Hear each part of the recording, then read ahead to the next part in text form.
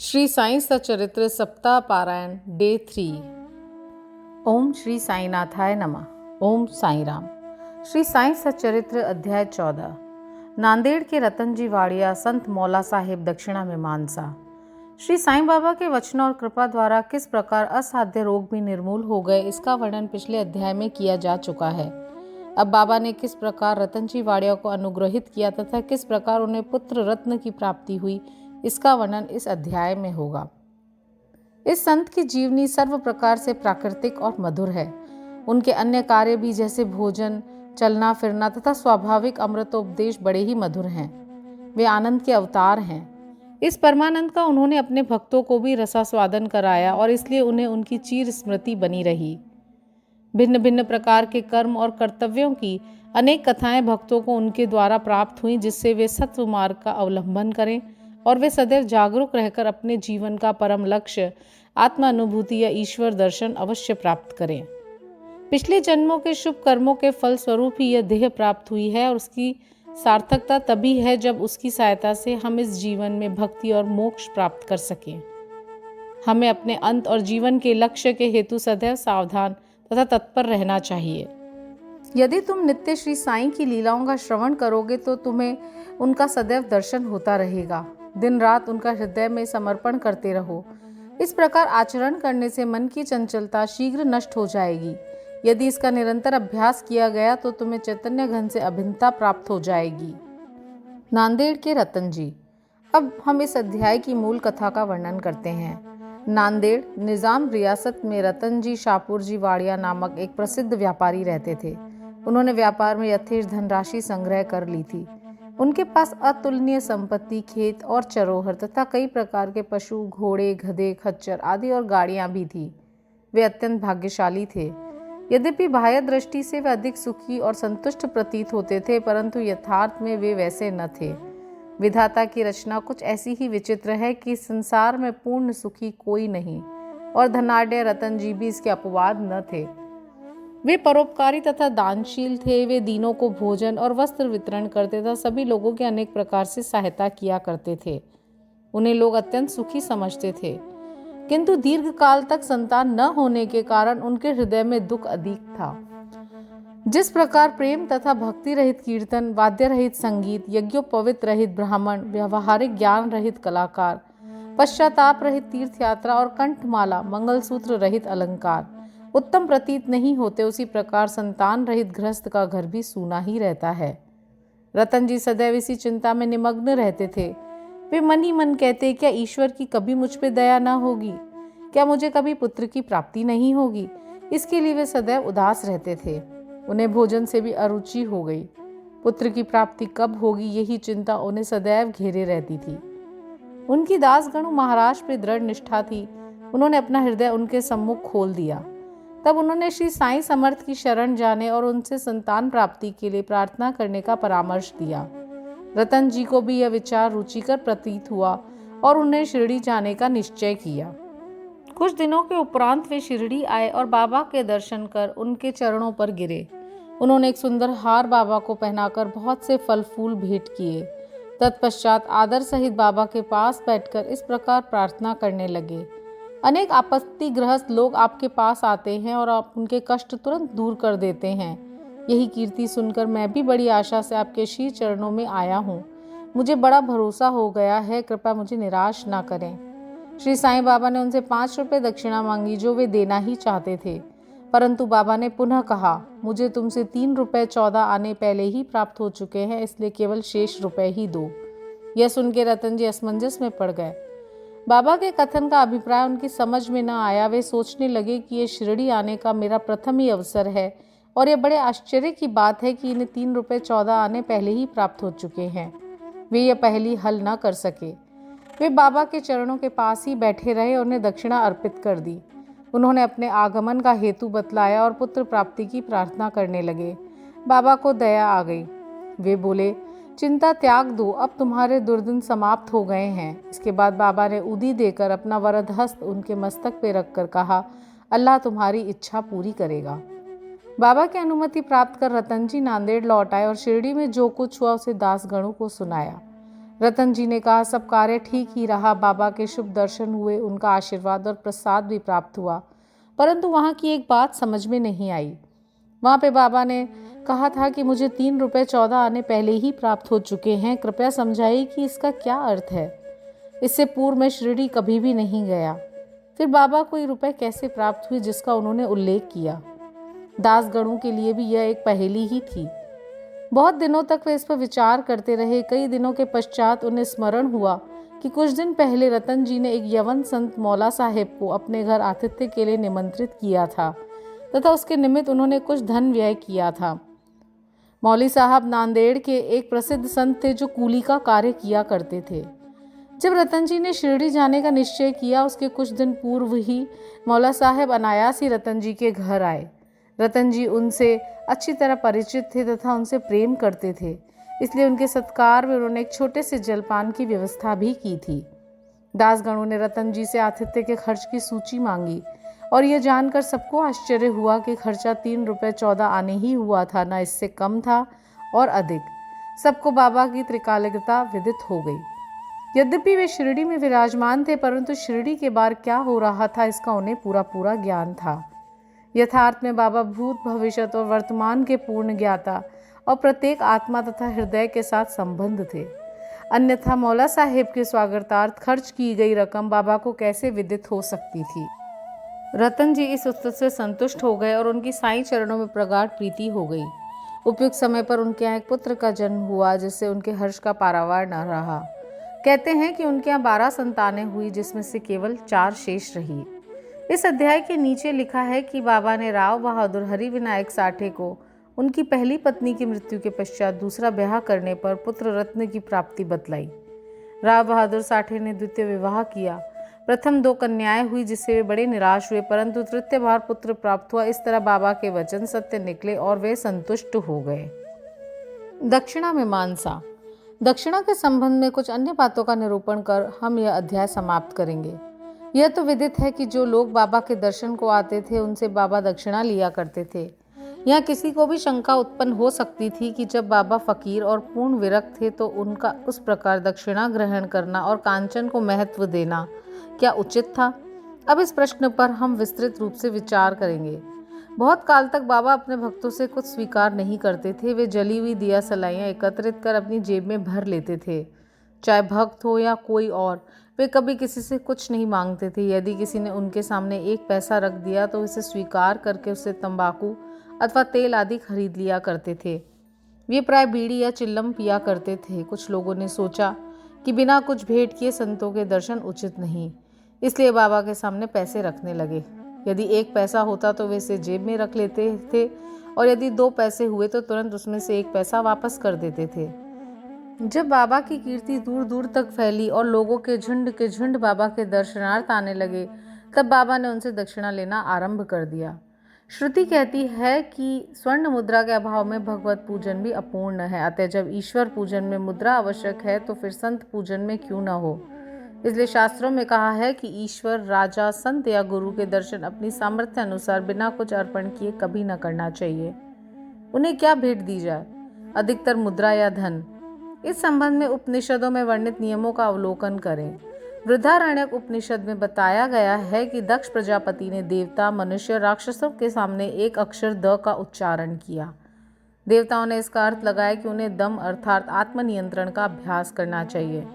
मनुष्यों ने समझा कि उन्हें दान का अभ्यास करना चाहिए तथा राक्षसों ने सोचा कि हमें दया का अभ्यास करना चाहिए। मनुष्यों को दान की सलाह दी गई। तैत्तिरीय उपनिषद में दान व अन्य सत्व गुणों को अभ्यास में लाने की बात कही गई है। दान के संबंध में लिखा है कि विश्वास पूर्वक दान करो, उसके बिना दान व्यर्थ है। उदार हृदय तथा विनम्र बनकर आदर और सहानुभूति पूर्वक दान करो। भक्तों को कांचन त्याग का पाठ पढ़ाने तथा उनकी आसक्ति दूर करने और चित्त शुद्ध करने के लिए ही बाबा सबसे दक्षिणा लिया करते थे। परंतु उनकी एक विशेषता भी थी। बाबा कहा करते थे कि जो कुछ मैं स्वीकार करता हूँ मुझे उससे 100 गुना से अधिक वापस करना पड़ता है। इसके अनेक प्रमाण हैं। एक घटना। श्री गणपतराव बोडस अपनी आत्मकथा में लिखते हैं कि बाबा के बार बार आग्रह करने पर उन्होंने अपने रुपयों की थैली उनके सामने उंडेल दी। श्री बोडस लिखते हैं कि इसका परिणाम यह हुआ कि जीवन में फिर उन्हें धन का अभाव कभी न हुआ और प्रचुर मात्रा में लाभ ही होता रहा। इसका एक भिन्न अर्थ भी है। उन्होंने अनेकों बार बाबा ने किसी प्रकार की दक्षिणा स्वीकार नहीं की। इसके 2 उदाहरण हैं। बाबा ने प्रोफेसर सी के नारके से 15 रुपये दक्षिणा मांगी। वे प्रत्युत्तर में बोले कि मेरे पास तो 1 पाई नहीं है। तब बाबा ने कहा, मैं जानता हूँ तुम्हारे पास कोई द्रव्य नहीं है, परंतु तुम योग वशिष्ठ का अध्ययन करते हो, उसमें से दक्षिणा दो। यह दक्षिणा का अर्थ है पुस्तक से शिक्षा ग्रहण कर हृदयंगम करना, जो कि बाबा का निवास स्थान है। एक दूसरी घटना में उन्होंने एक महिला श्रीमती आर्य तरकट से 6 रुपये दक्षिणा मांगी। महिला बहुत दुखी हुई क्योंकि उसके पास देने के लिए कुछ न था। उनके पति ने उन्हें समझाया कि बाबा का अर्थ तो षड रिपुओं से है, जिन्हें बाबा को समर्पित कर देना चाहिए। बाबा इस अर्थ से सहमत हो गए। यह ध्यान देने योग्य बात है कि बाबा के पास दक्षिणा के रूप में बहुत सा द्रव्य एकत्रित हो जाता था। सब द्रव्य वे उसी दिन व्यय कर देते और दूसरे दिन फिर सदैव की भांति निर्धन बन जाते थे। जब उन्होंने महासमाधि ली तो 10 वर्ष तक हजारों रुपया दक्षिणा मिलने पर भी उनके पास स्वल्प राशि ही शेष थी। संक्षेप में दक्षिणा लेने का मुख्य ध्येय तो भक्तों को केवल शुद्धिकरण का पाठ ही सिखाना था। दक्षिणा का मर्म। ठाणे के श्री बी.वी. देव, सेवानिवृत्त प्रांत मामलतदार, जो बाबा के परम भक्त थे, ने इस विषय पर एक लेख साईं लीला पत्रिका भाग 7 पृष्ठ 623 अन्य विषयों सहित प्रकाशित किया है, जो निम्न प्रकार है।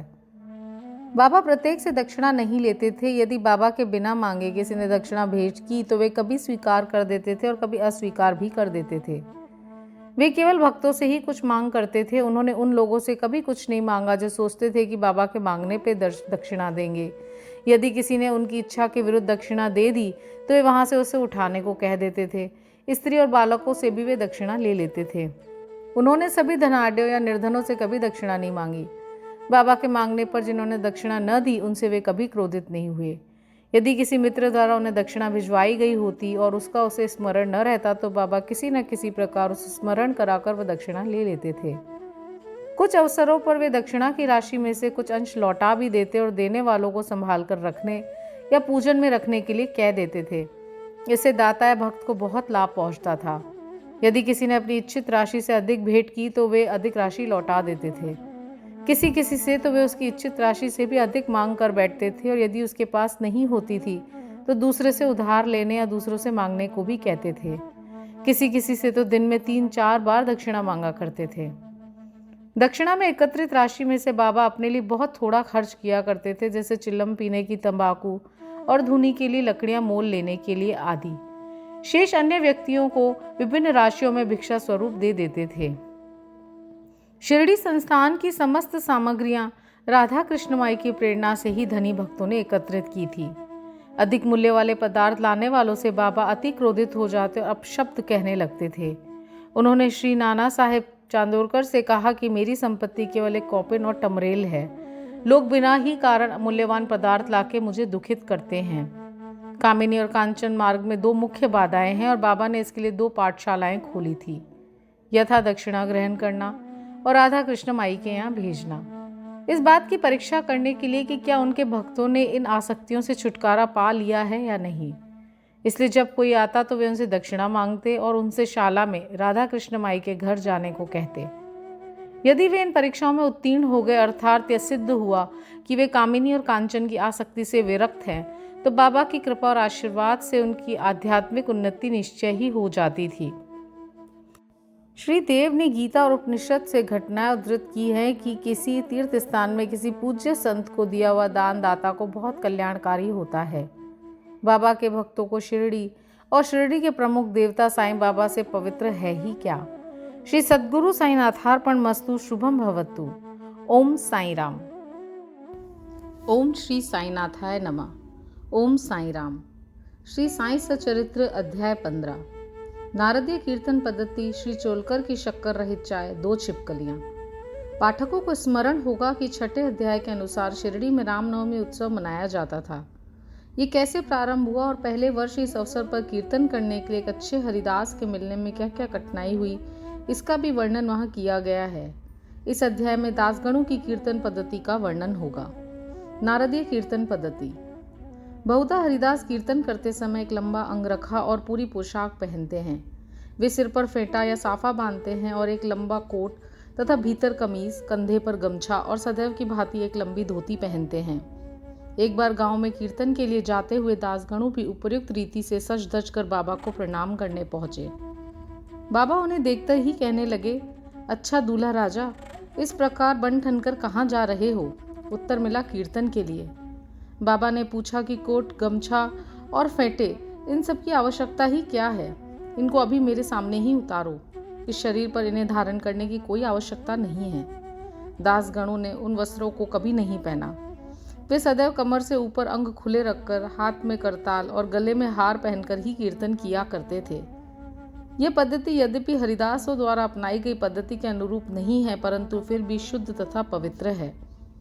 कीर्तन पद्धति के जन्मदाता नारद मुनि कटी से ऊपर सिर तक कोई वस्त्र धारण नहीं करते थे। वे एक हाथ में वीणा लेकर हरि कीर्तन करते हुए त्रिलोक में घूमते थे। श्री चोलकर की शक्कर रहित चाय। बाबा की कीर्ति पूना और अहमदनगर जिलों में फैल चुकी थी, परंतु श्री नाना साहेब चांदोरकर के व्यक्तिगत वार्तालाप तथा दासगणों के मधुर कीर्तन द्वारा बाबा की कीर्ति कोंकण, बंबई प्रांत में भी फैल गई। इसका श्रेय केवल श्री दासगणों को ही है। भगवान उन्हें सदैव सुखी रखें। उन्होंने अपने सुंदर प्राकृतिक कीर्तन से बाबा को घर घर पहुंचा दिया। श्रोताओं की रुचि प्राय भिन्न भिन्न प्रकार की होती है। किसी को हरिदासों की विद्वता, किसी को भाव, किसी को गायन, तो किसी को चुटकुले तथा किसी को वेदांत विवेचन और किसी को उनकी मुख्य कथा रुचिकर प्रतीत होती है। परंतु ऐसे बिरले ही हैं जिनके हृदय में संत कथा या कीर्तन सुनकर श्रद्धा और प्रेम उमड़ता हो। श्री दासगणों का कीर्तन श्रोताओं के हृदय पर स्थायी प्रभाव डालता था। एक ऐसी घटना नीचे दी जाती है। एक समय ठाणे के श्री कोपिनेश्वर मंदिर में श्री दासगणों कीर्तन में श्री साईं बाबा का गुणगान कर रहे थे। श्रोताओं में एक चोलकर नामक व्यक्ति, जो ठाणे के दीवानी न्यायालय में एक अस्थायी कर्मचारी थे, भी वहां उपस्थित थे। दासगणों का कीर्तन सुन के वह बहुत प्रभावित हुआ और मन ही मन बाबा को नमन कर प्रार्थना करने लगा कि हे बाबा, मैं एक निर्धन व्यक्ति हूँ और अपने कुटुंब का भरण पोषण भी भलीभांति करने में असमर्थ हूँ। यदि मैं आपकी कृपा से विभागीय परीक्षा में उत्तीर्ण हो गया तो आपके श्री चरणों में उपस्थित होकर आपके निमित्त मिश्री का प्रसाद बांटूंगा। भाग्य ने पलटा खाया और चोलकर परीक्षा में उत्तीर्ण हो गया। उसकी नौकरी भी स्थायी हो गई। अब केवल संकल्प ही शेष रहा। शुभस्य शीघ्रम। श्री चोलकर निर्धन तो था ही और उसका कुटुंब भी बड़ा था, अतः वह शिरडी यात्रा के लिए मार्गव्यय जुटाने में असमर्थ हुआ। ठाणे जिले में एक कहावत प्रचलित है कि नाणे घाट व सहादी पर्वत श्रेणियां कोई भी सरलतापूर्वक पार कर सकता है, परंतु गरीब को उम्बरगाट ग्रह चक्कर पार करना बड़ा ही कठिन होता है। श्री चोलकर अपना संकल्प शीघ्र अतिशीघ्र पूरा करने के लिए उत्सुक थे। उन्होंने मितव्ययी बन के अपना खर्च घटाकर पैसा बचाने का निश्चय किया। इस कारण उन्होंने बिना शक्कर की चाय पीना प्रारंभ किया और इस तरह कुछ द्रव्य एकत्रित कर वह शिरडी पहुंचा। उन्होंने बाबा का दर्शन कर उनके चरणों पर गिरकर नारियल भेंट किया तथा अपने संकल्पानुसार श्रद्धा से मिश्री वितरित की और बाबा से बोला कि आपके दर्शन से हृदय को अत्यंत प्रसन्नता हुई है। मेरी समस्त इच्छाएं तो आपकी कृपा दृष्टि से उसी दिन पूर्ण हो चुकी थी। मस्जिद में श्री चोलकर का आतिथ्य करने वाले श्री बापू साहेब जोग भी वहीं उपस्थित थे। जब वे दोनों वहां से जाने लगे तो बाबा जोग से इस प्रकार कहने लगे कि अपने अतिथि को चाय के प्याले में अच्छी तरह शक्कर मिला के देना। इन अर्थपूर्ण शब्दों को सुनकर श्री चोलकर का हृदय भर आया और उसे बड़ा आश्चर्य हुआ। उनके नेत्रों से अश्रुधाराएं प्रवाहित होने लगी और प्रेम से विह्वल होकर श्री चरणों पर गिर पड़े। श्री जोग को अपने अतिथि को चाय के प्याले में अच्छी तरह शक्कर मिलाकर देना, यह विचित्र आज्ञा सुनकर बड़ा कौतूहल हो रहा था कि यथार्थ में इसका अर्थ क्या है। बाबा ने उन्हें संकेत किया था कि वे शक्कर छोड़ने के गुप्त निश्चय से भलीभांति परिचित है। बाबा का यह कथन था कि यदि तुम श्रद्धापूर्वक मेरे सामने हाथ फैलाओगे तो मैं सदैव तुम्हारे साथ रहूंगा। यद्यपि मैं शरीर से यहाँ हूँ, परंतु मुझे 7 समुद्रों के पार भी घटित होने वाली घटनाओं का ज्ञान है। मैं तुम्हारे हृदय में विराजित तुम्हारे अंतरस्थ ही हूँ। जिसका तुम्हारे तथा समस्त प्राणियों के हृदय में वास है, उसकी ही पूजा करो। धन्य और सौभाग्यशाली वही हैं जो मेरे सर्वव्यापी स्वरूप से परिचित हैं। बाबा ने श्री चोलकर को कितनी सुंदर तथा महत्वपूर्ण शिक्षा प्रदान की। 2 छिपकलियों का मिलन। अब हम 2 छोटी छिपकलियों की कथा के साथ ही यह अध्याय समाप्त करेंगे। एक बार बाबा मस्जिद में बैठे थे कि उसी समय एक छिपकली चिकचिक करने लगी। कौतूहलवश एक भक्त ने बाबा से पूछा कि छिपकली के चिकचिकाने का क्या कोई विशेष अर्थ है, ये शुभ है या अशुभ। बाबा ने कहा कि इस छिपकली की बहन आज औरंगाबाद से यहाँ आने वाली है, इसलिए प्रसन्नता से फूली नहीं समा रही है। वह भक्त बाबा के शब्दों का अर्थ न समझ सका, इसलिए वह चुपचाप वहीं बैठ गया। उसी समय औरंगाबाद से एक आदमी घोड़े पर बाबा के दर्शनार्थ आया। वह तो आगे जाना चाहता था, परंतु घोड़ा अधिक भूखा होने के कारण आगे बढ़ता ही न था। तब उसने चना लाने एक थैली निकाली और धूल झटकारने के लिए उसे जमीन पर फटकारा तो उसमें से एक छिपकली निकली और सबके देखते ही देखते वह दीवार पर चढ़ गई। बाबा ने प्रश्न करने वाले भक्त से ध्यानपूर्वक देखने को कहा। छिपकली तुरंत ही गर्व से अपनी बहन के पास पहुंच गई और दोनों बहनें बहुत देर तक एक दूसरे से मिली और परस्पर चुंबन व आलिंगन कर चारों ओर घूम घूम कर प्रेम पूर्वक नाचने लगी। कहाँ शिरडी और कहाँ औरंगाबाद। किस प्रकार एक आदमी घोड़े पर सवार होकर थैली में छिपकली को लिए हुए वहां पहुंचता है और बाबा को उन दो बहनों की भेंट का कैसे पता चल जाता है, यह सब घटना बहुत आश्चर्यजनक है और बाबा की सर्वव्यापकता की द्योतक है। शिक्षा। जो कोई इस अध्याय का ध्यानपूर्वक पठन और मनन करेगा, साईं कृपा से उसके समस्त कष्ट दूर हो जाएंगे और वह पूर्ण सुखी बनकर शांति को प्राप्त होगा। श्री सद्गुरु साईनाथार्पणमस्तु। शुभम भवतु। ओम साई राम। ओम श्री साईनाथाय नमः। ओम साई राम। श्री साई सच्चरित्र अध्याय 16 और 17। शीघ्र ब्रह्म ज्ञान की प्राप्ति। इन दो अध्यायों में एक धनाढ्य ने किस प्रकार साईं बाबा से शीघ्र ब्रह्म ज्ञान प्राप्त करना चाहा, उसका वर्णन है। पूर्व विषय। गत अध्याय में श्री चोलकर का अल्प संकल्प किस प्रकार पूर्णतः फलीभूत हुआ, इसका वर्णन किया गया है। उस कथा में श्री साईं बाबा ने दर्शाया था कि प्रेम तथा भक्ति पूर्वक अर्पित की हुई तुच्छ वस्तु भी वे सहर्ष स्वीकार कर लेते थे, परंतु यदि वह अहंकार सहित भेंट की गई हो तो वह अस्वीकृत कर दी जाती थी। पूर्ण सच्चिदानंद होने के कारण बाह्य आचार विचारों को विशेष महत्व न देते थे और विनम्रता और आदर सहित भेंट की गई वस्तु का स्वागत करते थे। यथार्थ में देखा जाए तो सद्गुरु साईं बाबा से अधिक दयालु और हितैषी दूसरा इस संसार में कौन हो सकता है। उसकी तुलना समस्त इच्छाओं को पूर्ण करने वाली चिंतामणि या कामधेनु से भी नहीं हो सकती। जिस अमूल्य निधि की उपलब्धि हमें सद्गुरु से होती है वह कल्पना से भी परे है। ब्रह्म ज्ञान प्राप्ति की इच्छा से आए हुए एक धनाढ्य व्यक्ति को श्री साईं बाबा ने किस प्रकार उपदेश किया, उसे अब श्रवण करेंगे। एक धनी व्यक्ति, दुर्भाग्य से मूल ग्रंथ में उसका नाम और परिचय नहीं दिया गया है, अपने जीवन में सब प्रकार से संपन्न था। उसके पास अतुल्य संपत्ति, घोड़े, भूमि और अनेक दास और दासियां थी। जब बाबा की कीर्ति उसके कानों तक पहुंची तो उसने अपने एक मित्र से कहा कि मेरे लिए अब किसी वस्तु की अभिलाषा शेष नहीं रह गई है, इसलिए अब शिरडी जाकर बाबा से ब्रह्म ज्ञान प्राप्त करना चाहिए, और यदि किसी प्रकार उसकी प्राप्ति हो गई तो फिर मुझसे अधिक सुखी और कौन हो सकता है। उनके मित्र ने उन्हें समझाया कि ब्रह्म ज्ञान की प्राप्ति सहज नहीं है, विशेषकर तुम जैसे मोहग्रस्त को जो सदैव स्त्री, संतान और द्रव्योपार्जन में ही फंसा रहता है। तुम्हारी ब्रह्म ज्ञान की आकांक्षा की पूर्ति कौन करेगा, जो भूल कर भी कभी एक फूटी कौड़ी का भी दान नहीं देता। अपने मित्र के परामर्श की उपेक्षा कर वे आने जाने के लिए एक तांगा लेकर शिरडी आए और सीधे मस्जिद पहुंचे। साईं बाबा के दर्शन कर उनके चरणों पर गिरे और प्रार्थना की कि आप यहाँ आने वाले समस्त लोगों को अल्प समय में ही ब्रह्म दर्शन करा देते हैं। केवल यही सुन के मैं बहुत दूर से इतना मार्ग चल के आया हूँ। मैं इस यात्रा से अधिक थक गया हूँ। यदि कहीं मुझे ब्रह्म ज्ञान की प्राप्ति हो जाए तो मैं यह कष्ट उठाना अधिक सफल और सार्थक समझूंगा। बाबा बोले, मेरे प्रिय मित्र, इतने अधीर न हो। मैं तुम्हें शीघ्र ही ब्रह्म का दर्शन करा दूंगा। मेरे सब व्यवहार तो नगद ही हैं और मैं उधार कभी नहीं करता। इसी कारण अनेक लोग धन, स्वास्थ्य, शक्ति, मान, पद, आरोग्य तथा अन्य पदार्थों की इच्छा पूर्ति के हेतु मेरे समीप आते हैं। ऐसा तो कोई बिरला ही आता है जो ब्रह्म ज्ञान का पिपासु हो। भौतिक पदार्थों की अभिलाषा से यहाँ आने वाले लोगों का कोई अभाव नहीं, परंतु आध्यात्मिक जिज्ञासियों का आगमन बहुत ही दुर्लभ है। मैं सोचता हूँ कि ये क्षण मेरे लिए बहुत ही धन्य तथा शुभ है, जब आप सरीखे महानुभव यहाँ पधार कर मुझे ब्रह्म ज्ञान देने के लिए जोर दे रहे हैं। मैं सहर्ष आपको ब्रह्म दर्शन करा दूंगा। यह कहकर बाबा ने उन्हें ब्रह्म दर्शन कराने के लिए अपने पास बिठा लिया और इधर उधर की चर्चाओं में लगा दिया, जिससे कुछ समय के लिए वे अपना प्रश्न भूल गए। उन्होंने एक बालक को बुलाकर नंदू मारवाड़ी के यहाँ से 5 रुपये उधार लाने को भेजा। लड़के ने वापस आकर बतलाया कि नंदू का तो कोई पता नहीं है और उसके घर पे ताला पड़ा है।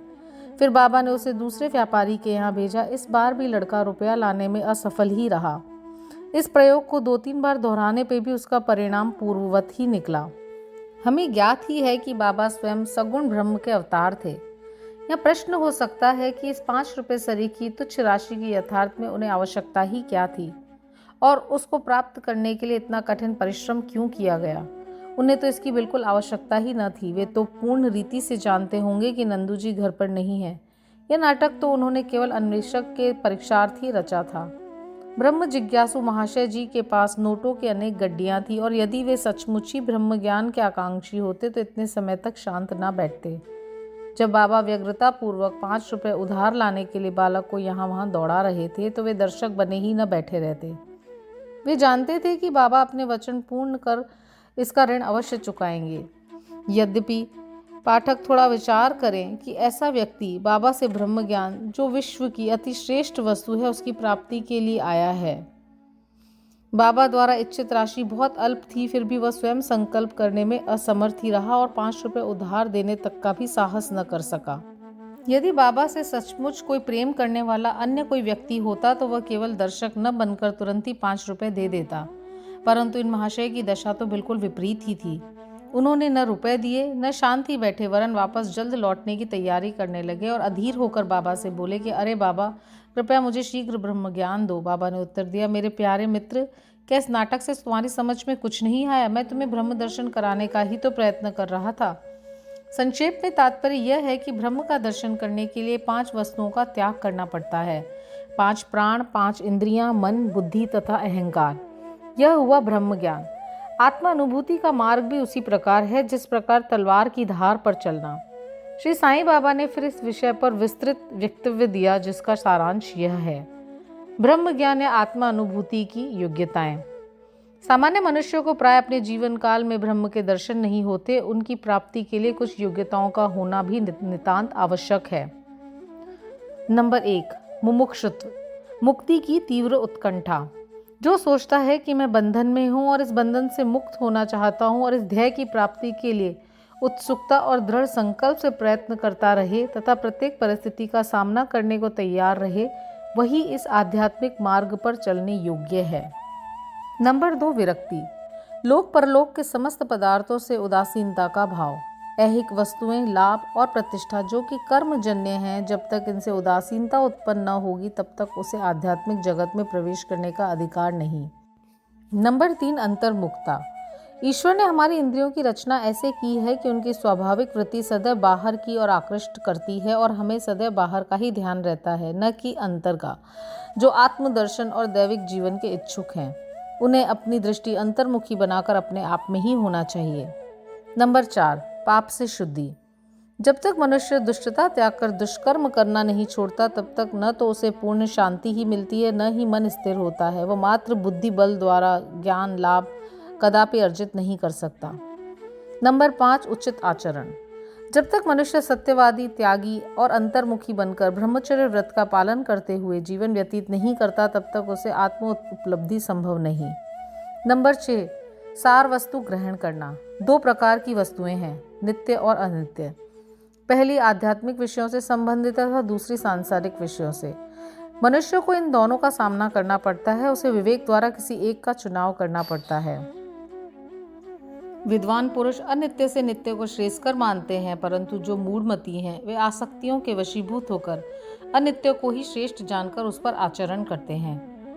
मन और इंद्रियों का निग्रह। नंबर 7, शरीर एक रथ है, आत्मा उसका स्वामी तथा बुद्धि सारथी है। मन लगाम है और इंद्रियां उसके घोड़े। इंद्रिय नियंत्रण ही उसका पथ है। जो अल्प बुद्धि है और जिनके मन चंचल हैं तथा जिनकी इंद्रियां सारथी के दुष्ट घोड़ों के समान हैं, वे अपने गंतव्य स्थान पर नहीं पहुंचते तथा जन्म मृत्यु के चक्र में घूमते रहते हैं। परंतु जो विवेकशील हैं और जिन्होंने अपने मन पर नियंत्रण कर लिया है, वे ही गंतव्य स्थान पे पहुंच पाते हैं, अर्थात उन्हें परम पद की प्राप्ति हो जाती है और उनका पुनर्जन्म नहीं होता। जो व्यक्ति अपनी बुद्धि द्वारा मन को वश में कर लेता है, वह अंत में अपना लक्ष्य प्राप्त कर उस सर्वशक्तिमान भगवान विष्णु के लोक में पहुंच जाता है। नंबर 8, मन की पवित्रता। जब तक मनुष्य निष्काम कर्म नहीं करता, तब तक उसे चित्त की शुद्धि एवं आत्मदर्शन संभव नहीं। विशुद्ध मन में ही विवेक और वैराग्य उत्पन्न होते हैं, जिससे आत्मदर्शन के पथ में प्रगति हो जाती है। अहंकार शून्य हुए बिना तृष्णा से छुटकारा पाना संभव नहीं है। विषय वासना आत्मा अनुभूति के मार्ग में विशेष बाधक है। यह धारणा है कि मैं मनुष्य हूँ, एक भ्रम है। यदि तुम्हें अपने जीवन के ध्येय आत्म साक्षात्कार को प्राप्त करने की अभिलाषा है तो इस धारणा तथा आसक्ति का सर्वथा त्याग कर दो। नंबर 9, गुरु की आवश्यकता। आत्मज्ञान इतना गूढ़ और रहस्यमय है कि मात्र स्व प्रयत्न से उसकी प्राप्ति संभव नहीं। इस कारण आत्मा अनुभूति प्राप्त गुरु की सहायता परम आवश्यक है। अत्यंत कठिन परिश्रम और कष्टों के उपरांत भी दूसरे क्या दे सकते हैं जो ऐसे गुरु की कृपा से सहज ही प्राप्त हो सकता है। जिसने स्वयं उस मार्ग का अनुसरण कर अनुभव कर लिया हो, वही अपने शिष्य को सरलता पूर्वक पग पग पर आध्यात्मिक उन्नति करा सकता है। नंबर 10, अंत में ईश कृपा परम आवश्यक है। जब भगवान किसी पर कृपा करते हैं तो वे उसे विवेक और वैराग्य देकर इस भवसागर से पार कर देते हैं। यह आत्मा अनुभूति न तो नाना प्रकार की विद्याओं और बुद्धि द्वारा हो सकती है और न शुष्क वेदाध्ययन द्वारा ही। इसके लिए जिस किसी को यह आत्मा वर्ण करती है उसी को प्राप्त होती है तथा उसी के सम्मुख वो अपना स्वरूप प्रकट करती है। कठोपनिषद में ऐसा ही वर्णन किया गया है। बाबा का उपदेश। जब यह उपदेश समाप्त हो गया तो बाबा उन महाशय से बोले कि अच्छा महाशय, आपकी जेब में 5 रुपए के 50 गुने रुपयों के रूप में ब्रह्म है, उसे कृपया बाहर निकालिए। उसे नोटों की गड्डी बाहर निकाली और गिनने पर सबको अत्यंत आश्चर्य हुआ कि वे 10-10 के 25 नोट थे। बाबा की यह सर्वज्ञता देखकर वे महाशय द्रवित होकर बाबा के चरणों पर गिरकर आशीर्वाद की प्रार्थना करने लगे। तब बाबा बोले कि अपना ब्रह्म का नोटों का यह बंडल लपेट लो। जब तक तुम्हारा लोभ और ईर्ष्या से पूर्ण छुटकारा नहीं हो जाता तब तक तुम्हें ब्रह्म के सत्य स्वरूप को नहीं जान सकते। जिसका मन धन संतान और ऐश्वर्य में लगा है वह इन सब आसक्तियों को त्यागे बिना कैसे ब्रह्म को जानने की आशा कर सकता है। आसक्ति का भ्रम और धन की तृष्णा दुख का एक भंवर है जिसमें अहंकार और ईर्ष्या रूपी मगरों का वास है। जो निरिच्छ होगा केवल वही वह भवसागर पार कर सकता है। तृष्णा और ब्रह्म के पारस्परिक संबंध इसी प्रकार के हैं, अतः वह परस्पर कट्टर शत्रु हैं। तुलसीदास जी कहते हैं, जहाँ राम तह काम नहीं, जहाँ काम नहीं राम। तुलसीदास कबहू होत नहीं, रवि रजनी एक ठाम। जहाँ लोभ है वहाँ ब्रह्म के चिंतन या ध्यान की गुंजाइश ही नहीं है। फिर लोभी पुरुष को विरक्ति और मोक्ष की प्राप्ति कैसे हो सकती है। लालची पुरुष को न तो शांति है और न ही संतोष है और न वह दृढ़ निश्चय ही होता है। यदि कण मात्र भी लोभ मोह मन में शेष रह जाए तो समझना चाहिए कि सब साधनाएं व्यर्थ हो गई। एक उत्तम साधक यदि फल प्राप्ति की इच्छा या अपने कर्तव्यों का प्रतिफल पाने की भावना से मुक्त नहीं है और यदि उनके प्रति उसमें अरुचि उत्पन्न न हो तो सब कुछ व्यर्थ ही हुआ। वह आत्मा अनुभूति प्राप्त करने में सफल नहीं हो सकता। जो अहंकारी तथा सदैव विषय चिंतन में रत है उन पर गुरु के उपदेशों तथा शिक्षा का कोई प्रभाव नहीं पड़ता। अतः मन की पवित्रता अत्यंत आवश्यक है, क्योंकि उसके बिना आध्यात्मिक साधनाओं का कोई महत्व नहीं तथा वह निरादंभ ही है। इसलिए श्रेयस्कर यही है कि जिसे जो मार्ग बुद्धिगम्य हो वह उसे ही अपनाए।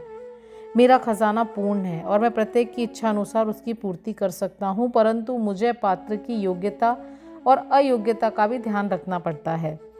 जो कुछ मैं कह रहा हूँ यदि तुम उसे एकाग्र होकर सुनोगे तो तुम्हें निश्चय ही लाभ होगा। इस मस्जिद में बैठकर मैं कभी असत्य भाषण नहीं करता। जब घर में किसी अतिथि को निमंत्रण दिया जाता है तो उसके साथ परिवार, अन्य मित्र और संबंधी आदि भी भोजन करने के लिए आमंत्रित किए जाते हैं। बाबा द्वारा धनी महाशय को दिए गए इस ज्ञान भोज में मस्जिद में उपस्थित सभी जन सम्मिलित थे। बाबा का आशीर्वाद प्राप्त कर सभी लोग उन धनी महाशय के साथ हर्ष और संतोष पूर्वक अपने अपने घरों को लौट गए। बाबा का वैशिष्ट्य। ऐसे संत अनेक हैं जो घर त्याग कर जंगल की गुफाओं या झोपड़ियों में एकांतवास करते हुए अपनी मुक्ति या मोक्ष प्राप्ति का प्रयत्न करते रहते हैं। वे दूसरों की किंचित मात्र भी अपेक्षा न कर सदा ध्यानस्थ रहते हैं। श्री साईं बाबा इस प्रकृति के न थे। यद्यपि उनके कोई घर द्वार, स्त्री और संतान, समीप या दूर के संबंधी न थे, फिर भी वे संसार में ही रहते थे।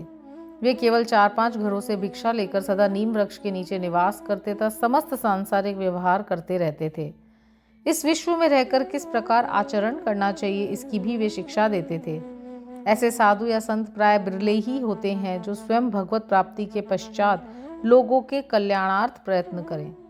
श्री साईं बाबा इन सब में अग्रणी थे। इसलिए हेमाद पंत कहते हैं, वह देश धन्य है, वह कुटुंब धन्य है तथा वे माता पिता धन्य है जहाँ साईं बाबा के रूप में यह असाधारण परम श्रेष्ठ अनमोल विशुद्ध रत्न उत्पन्न हुआ। श्री सद्गुरु साईनाथार्पणमस्तु। शुभम भवतु।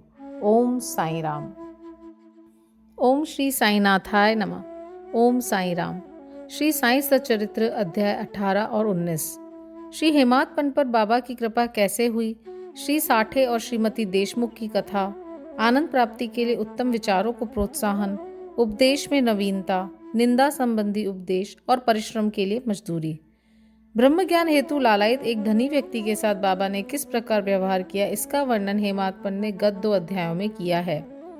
अब हेमादपंत पर किस प्रकार बाबा ने अनुग्रह कर उत्तम विचारों को प्रोत्साहन देकर उन्हें सफलीभूत किया तथा आत्मोन्नति व परिश्रम के प्रतिफल के संबंध में किस प्रकार उपदेश दिए, इनका इन 2 अध्यायों में वर्णन किया जाएगा। पूर्व विषय। यह विदित ही है कि सद्गुरु पहले अपने शिष्य की योग्यता पर विशेष ध्यान देते हैं। उनके चित्त को किंचित मात्र भी डावाडोल न कर वे उपयुक्त उपदेश देकर उन्हें आत्मा अनुभूति की ओर प्रेरित करते हैं। इस संबंध में कुछ लोगों का विचार है कि जो शिक्षा या उपदेश सद्गुरु द्वारा प्राप्त हो उसे अन्य लोगों में प्रसारित न करना चाहिए। उनकी ऐसी भी धारणा है कि उसे प्रकट कर देने से उसका महत्व घट जाता है। यथार्थ में यह दृष्टिकोण संकुचित है। सद्गुरु तो वर्षा ऋतु के मेघ सदृश्य हैं जो सर्वत्र एक समान बरसते हैं, अर्थात वे अपने अमृत तुल्य उपदेशों को विस्तृत क्षेत्र में प्रसारित करते हैं। प्रथमतः उनके सारांश को ग्रहण कर आत्मसात कर लें और फिर संकीर्णता से रहित होकर अन्य लोगों में प्रचार करें। यह नियम जागृत और स्वप्न दोनों अवस्थाओं में प्राप्त उपदेशों के लिए है। उदाहरणार्थ, बुद्ध कौशिक ऋषि ने स्वप्न में प्राप्त प्रसिद्ध राम रक्षा स्त्रोत साधारण जनता के हितार्थ प्रकट कर दिया था।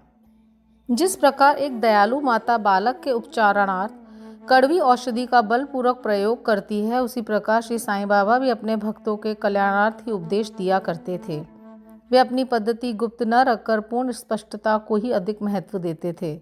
इसी कारण जिन भक्तों ने उनके उपदेशों का पूर्णता पालन किया वे अपने ध्येय की प्राप्ति में सफल हुए। श्री साईं बाबा जैसे सद्गुरु ही ज्ञान चक्षुओं को खोलकर आत्मा की दिव्यता का अनुभव करा देने में समर्थ हैं। विषय वासनाओं से आसक्ति नष्ट कर वे भक्तों की इच्छाओं को पूर्ण कर देते हैं, जिसके फलस्वरूप ही ज्ञान और वैराग्य प्राप्त होकर ज्ञान की उत्तरोत्तर उन्नति होती रहती है। यह सब केवल उसी समय संभव है जब हमें सद्गुरु का सानिध्य प्राप्त हो तथा सेवा के पश्चात हम उनके प्रेम को प्राप्त कर सकें। तभी भगवान भी, जो भक्त काम कल्प तरु हैं, हमारी सहायतार्थ आ जाते हैं। वे हमें कष्टों और दुखों से मुक्त कर सुखी बना देते हैं। यह सब प्रगति केवल सद्गुरु की कृपा से ही संभव है, जो कि स्वयं ईश्वर के प्रतीक हैं। इसलिए हमें सद्गुरु की खोज में सदैव रहना चाहिए। अब हम मुख्य विषय की ओर आते हैं। श्री साठे। एक महानुभाव का नाम श्री साठे था। क्राफर्ड के शासनकाल में कई वर्ष पूर्व उन्हें कुछ ख्याति प्राप्त हो चुकी थी। इस शासन का बंबई के गवर्नर लॉर्ड रे ने दमन कर दिया था। श्री साठे को व्यापार में अधिक हानि हुई और परिस्थितियां प्रतिकूल होने के कारण उन्हें बड़ा धक्का लगा। वे अत्यंत दुखी और निराश हो गए और अशांत होने के कारण वे घर छोड़कर किसी एकांत स्थान में वास करने का विचार करने लगे।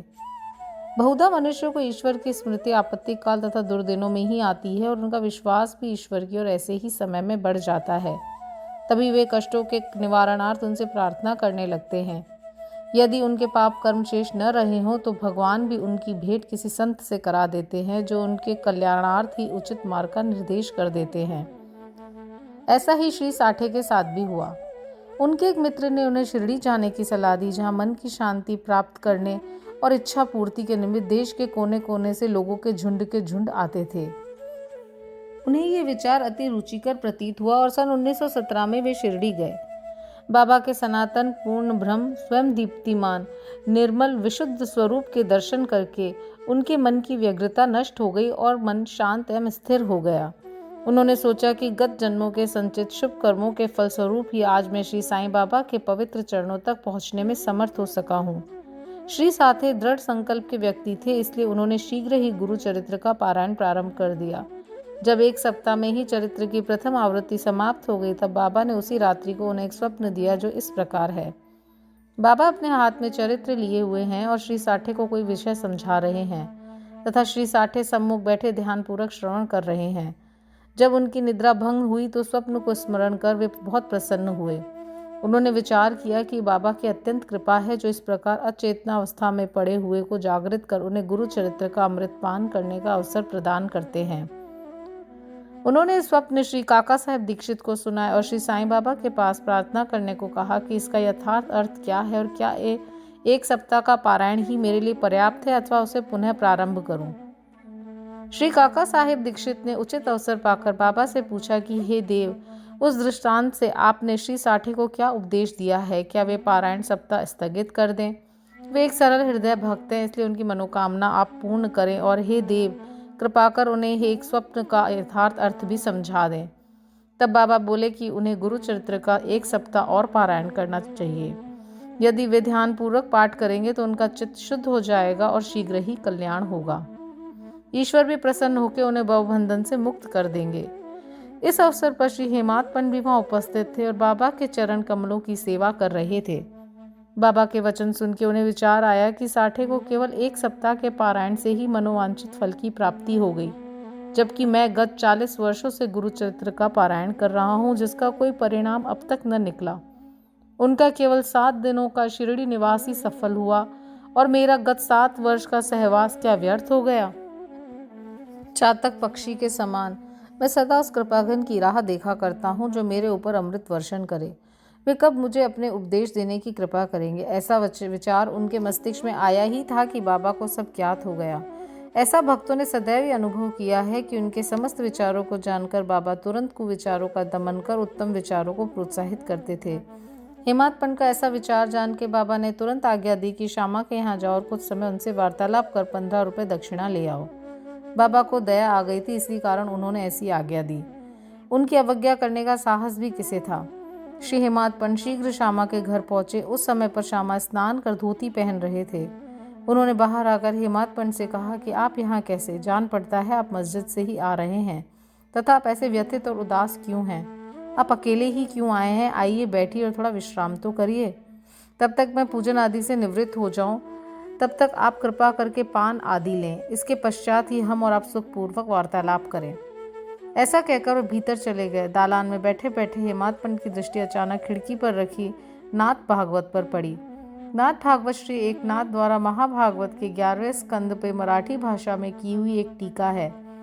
श्री साईं बाबा की आज्ञानुसार श्री बापू साहेब जोग और श्री काका साहेब दीक्षित शिरडी में नित्य भगवत गीता का मराठी टीका सहित, जिसका नाम भावार्थ दीपिका या ज्ञानेश्वरी है, कृष्ण और भक्त अर्जुन संवाद, नाथ भागवत, श्री कृष्ण उद्धव संवाद और एक नाथ का महान ग्रंथ भावार्थ रामायण का पठन किया करते थे। जब भक्तगण बाबा से कोई प्रश्न पूछने आते थे तो वे कभी आंशिक उत्तर देते और कभी उनको उपयुक्त भागवत तथा प्रमुख ग्रंथों का श्रवण करने को कहते थे, जिन्हें सुनने पर भक्तों के अपने प्रश्नों के पूर्णतः संतोषप्रद उत्तर प्राप्त हो जाते थे। श्री हेमाद पंत भी नित्य प्रति नाथ भागवत के कुछ अंशों का पाठ किया करते थे। आज प्रातः मस्जिद को जाते समय कुछ भक्तों के सत्संग के कारण उन्होंने नित्य नियमानुसार पाठ अधूरा छोड़ दिया था। उन्होंने जैसे ही वह ग्रंथ उठाकर खोला तो अपने अपूर्ण भाग का पृष्ठ सामने देखकर उनको आश्चर्य हुआ। उन्होंने सोचा कि बाबा ने इसी कारण ही मुझे यहाँ भेजा है ताकि मैं अपना शेष पाठ पूरा कर लूँ, और उन्होंने शेष अंश का पाठ आरंभ कर लिया। पाठ पूर्ण होते ही श्यामा भी बाहर आया और उन दोनों में वार्तालाप होने लगा।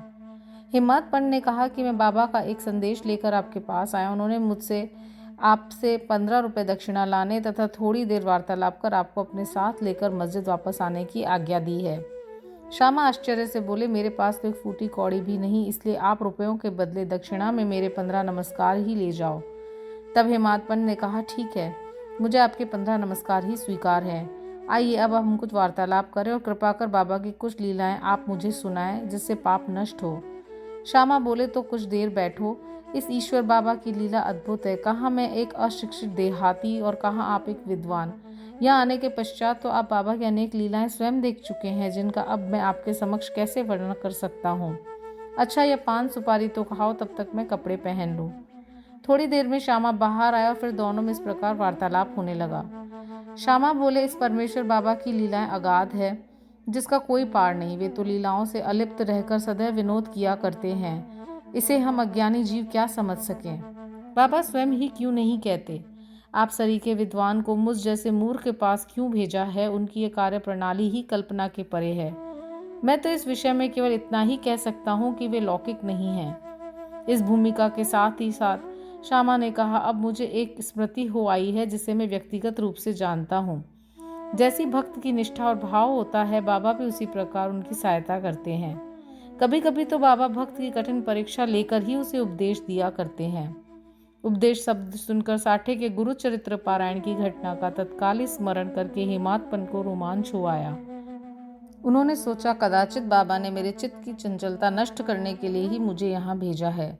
फिर भी वे अपने विचार प्रकट न कर श्यामा की कथा को ध्यानपूर्वक सुनने लगे। उन सब कथाओं का सार केवल यही था कि अपने भक्तों के प्रति बाबा के मन में कितनी दया और स्नेह है। इन कथाओं को श्रवण कर हेमात्पन को आंतरिक उल्लास का अनुभव होने लगा। तब श्यामा ने नीचे लिखी कथा कही। श्रीमती राधाबाई देशमुख। एक समय एक वृद्धा श्रीमती राधाबाई, जो खाशाबा देशमुख की माँ थी, बाबा की कीर्ति सुनकर संगमनेर के लोगों के साथ शिरडी आई। बाबा के श्री दर्शन कर उन्हें अत्यंत प्रसन्नता हुई। श्री साईं चरणों में उनकी अटल श्रद्धा थी, इसलिए उन्होंने निश्चय किया कि जैसे भी हो बाबा को अपना गुरु बनाकर उनसे उपदेश ग्रहण किया जाए। आमरण अनशन का दृढ़ निश्चय कर अपने विश्राम गृह में आकर उन्होंने अन्न जल त्याग दिया और इस प्रकार 3 दिन व्यतीत हो गए। माधव और देश पांडे इस श्रद्धा की अग्नि परीक्षा से बिल्कुल भयभीत हो गए और बाबा से प्रार्थना करने लगा कि देवा, आपने अब क्या करना आरंभ कर दिया है? ऐसे कितने लोगों को आप यहाँ आकर्षित किया करते हो। आप उस वृद्ध महिला से पूर्ण परिचित हैं जो हठपूर्वक आप पे अवलंबित है। यदि आपने कृपा दृष्टि कर उसे उपदेश न दिया और यदि दुर्भाग्यवश उसे कुछ हो गया तो लोग व्यर्थ ही आपको दोषी ठहराएंगे और कहेंगे कि बाबा से उपदेश प्राप्त न होने की वजह से उसकी मृत्यु हो गई है। इसलिए अब दया कर उसे आशीष और उपदेश दीजिए। वृद्धा का ऐसा दृढ़ निश्चय देखकर बाबा ने उसे अपने पास बुलाया और मधुर उपदेश देकर उसकी मनोवृत्ति परिवर्तित कर कहा कि हे माता, क्यों व्यर्थ ही तुम यातना सहन कर मृत्यु का आलिंगन करना चाहती हो। तुम मेरी माँ और मैं तुम्हारा बेटा। तुम मुझ पर दया करो और जो मैं कुछ कहूँ उसे ध्यानपूर्वक सुनो। मैं अपनी स्वयं की कथा तुमसे कहता हूँ और यदि तुम उसे ध्यानपूर्वक श्रवण करोगी तो तुम्हें अवश्य परम शांति प्राप्त होगी। मेरे गुरु जो बड़े सिद्ध पुरुष थे मुझ पे बड़े दयालु थे। दीर्घ काल तक मैं उनसे कभी अलग होना भी नहीं चाहता था। मेरी प्रबल उत्कंठा थी कि उनकी सेवा कर जिस प्रकार भी संभव हो मंत्र प्राप्त करूं, परंतु उनकी रीति न्यारी ही थी। उन्होंने पहले मेरा मुंडन कर मुझसे 2 पैसे दक्षिणा में मांगे, जो मैंने तुरंत उसे दे दिए। यदि तुम प्रश्न करो कि मेरे गुरु जब पूर्ण निष्काम थे तो उन्हें पैसे मांगना क्या शोभनीय था और फिर उन्हें विरक्त भी कैसे कहा जा सकता था, इसका उत्तर केवल यह है कि वे कंचन को ठुकराया करते थे क्योंकि उन्हें उसकी स्वप्न में भी आवश्यकता नहीं थी। उन 2 पैसों का अर्थ था दृढ़ निश्चय और धैर्य। जब मैंने दोनों वस्तुएं उन्हें अर्पित कर दी तो अत्यंत प्रसन्न हुए। मैंने 12 वर्ष उनके श्री चरणों की सेवा में ही व्यतीत किए। उन्होंने ही मेरा भरण पोषण किया, अतः मुझे भोजन और वस्त्रों का कोई अभाव न था। वे प्रेम की मूर्ति थे, अथवा यूँ कहो कि वे प्रेम के साक्षात अवतार थे। मैं उनका वर्णन ही कैसे कर सकता हूँ, क्योंकि उनका तो मुझ पर अधिक स्नेह था और उनके समान कोई बिरला ही गुरु मिलेगा। जब मैं उनकी ओर निहारता तो मुझे ऐसा प्रतीत होता था कि वे गंभीर मुद्रा में ध्यान मग्न हैं और तब हम दोनों आनंदित हो जाते थे। 8 प्रहर में एकटक उनके ही श्रीमुख की ओर निहारा करता था। मैं भूख और प्यास की सुध-बुध खो बैठा और उनके दर्शनों के बिना मैं अशांत हो उठता था। गुरु सेवा की चिंता के अतिरिक्त मेरे लिए और कोई चिंतनीय विषय या पदार्थ नहीं था। मुझे तो सदैव उन्हीं का ध्यान रहता था, अतः मेरा मन उनके चरण कमलों में लीन हो गया। यह हुई 1 पैसे की दक्षिणा। धैर्य है दूसरा पैसा। मैं धैर्यपूर्वक बहुत काल तक प्रतीक्षा कर गुरु सेवा करता रहा। यही धैर्य तुम्हें भी भवसागर से पार उतार देगा। धैर्य ही मनुष्य में मनुष्यत्व है। धैर्य धारण करने से समस्त पाप और मोह नष्ट होकर उनके हर प्रकार के संकट दूर होते तथा भय जाता रहता है। इसी प्रकार तुम्हें भी अपने ध्येय की प्राप्ति हो जाएगी। धैर्य तो गुणों की खदान व उत्तम विचारों की जननी है। निष्ठा और धैर्य वो जुड़वा बहनों के समान है जिनमें परस्पर प्रगाढ़ प्रेम है। मेरे गुरु मुझसे किसी वस्तु की आकांक्षा न रखते थे। उन्होंने कभी मेरी उपेक्षा न की, वरन सदैव रक्षा करते रहे। यद्यपि मैं सदैव उनके चरणों के समीप ही रहता था, फिर भी कभी किन्हीं अन्य स्थानों पर यदि चला जाता तो भी मेरे प्रेम में कभी कमी न हुई। वे सदा मुझ पर कृपा दृष्टि रखते थे। जिस प्रकार कछुई प्रेम दृष्टि से अपने बच्चों का पालन करती है, चाहे वे उसके समीप हों अथवा नदी के उस पार, सो हे माँ, मेरे गुरु ने तो मुझे कोई मंत्र सिखलाया ही नहीं, तब मैं तुम्हारे कान में कोई मंत्र कैसे फूकूं? केवल इतना ही ध्यान रखो कि गुरु की भी कछुए के समान ही प्रेम दृष्टि से हमें संतोष प्राप्त होता है।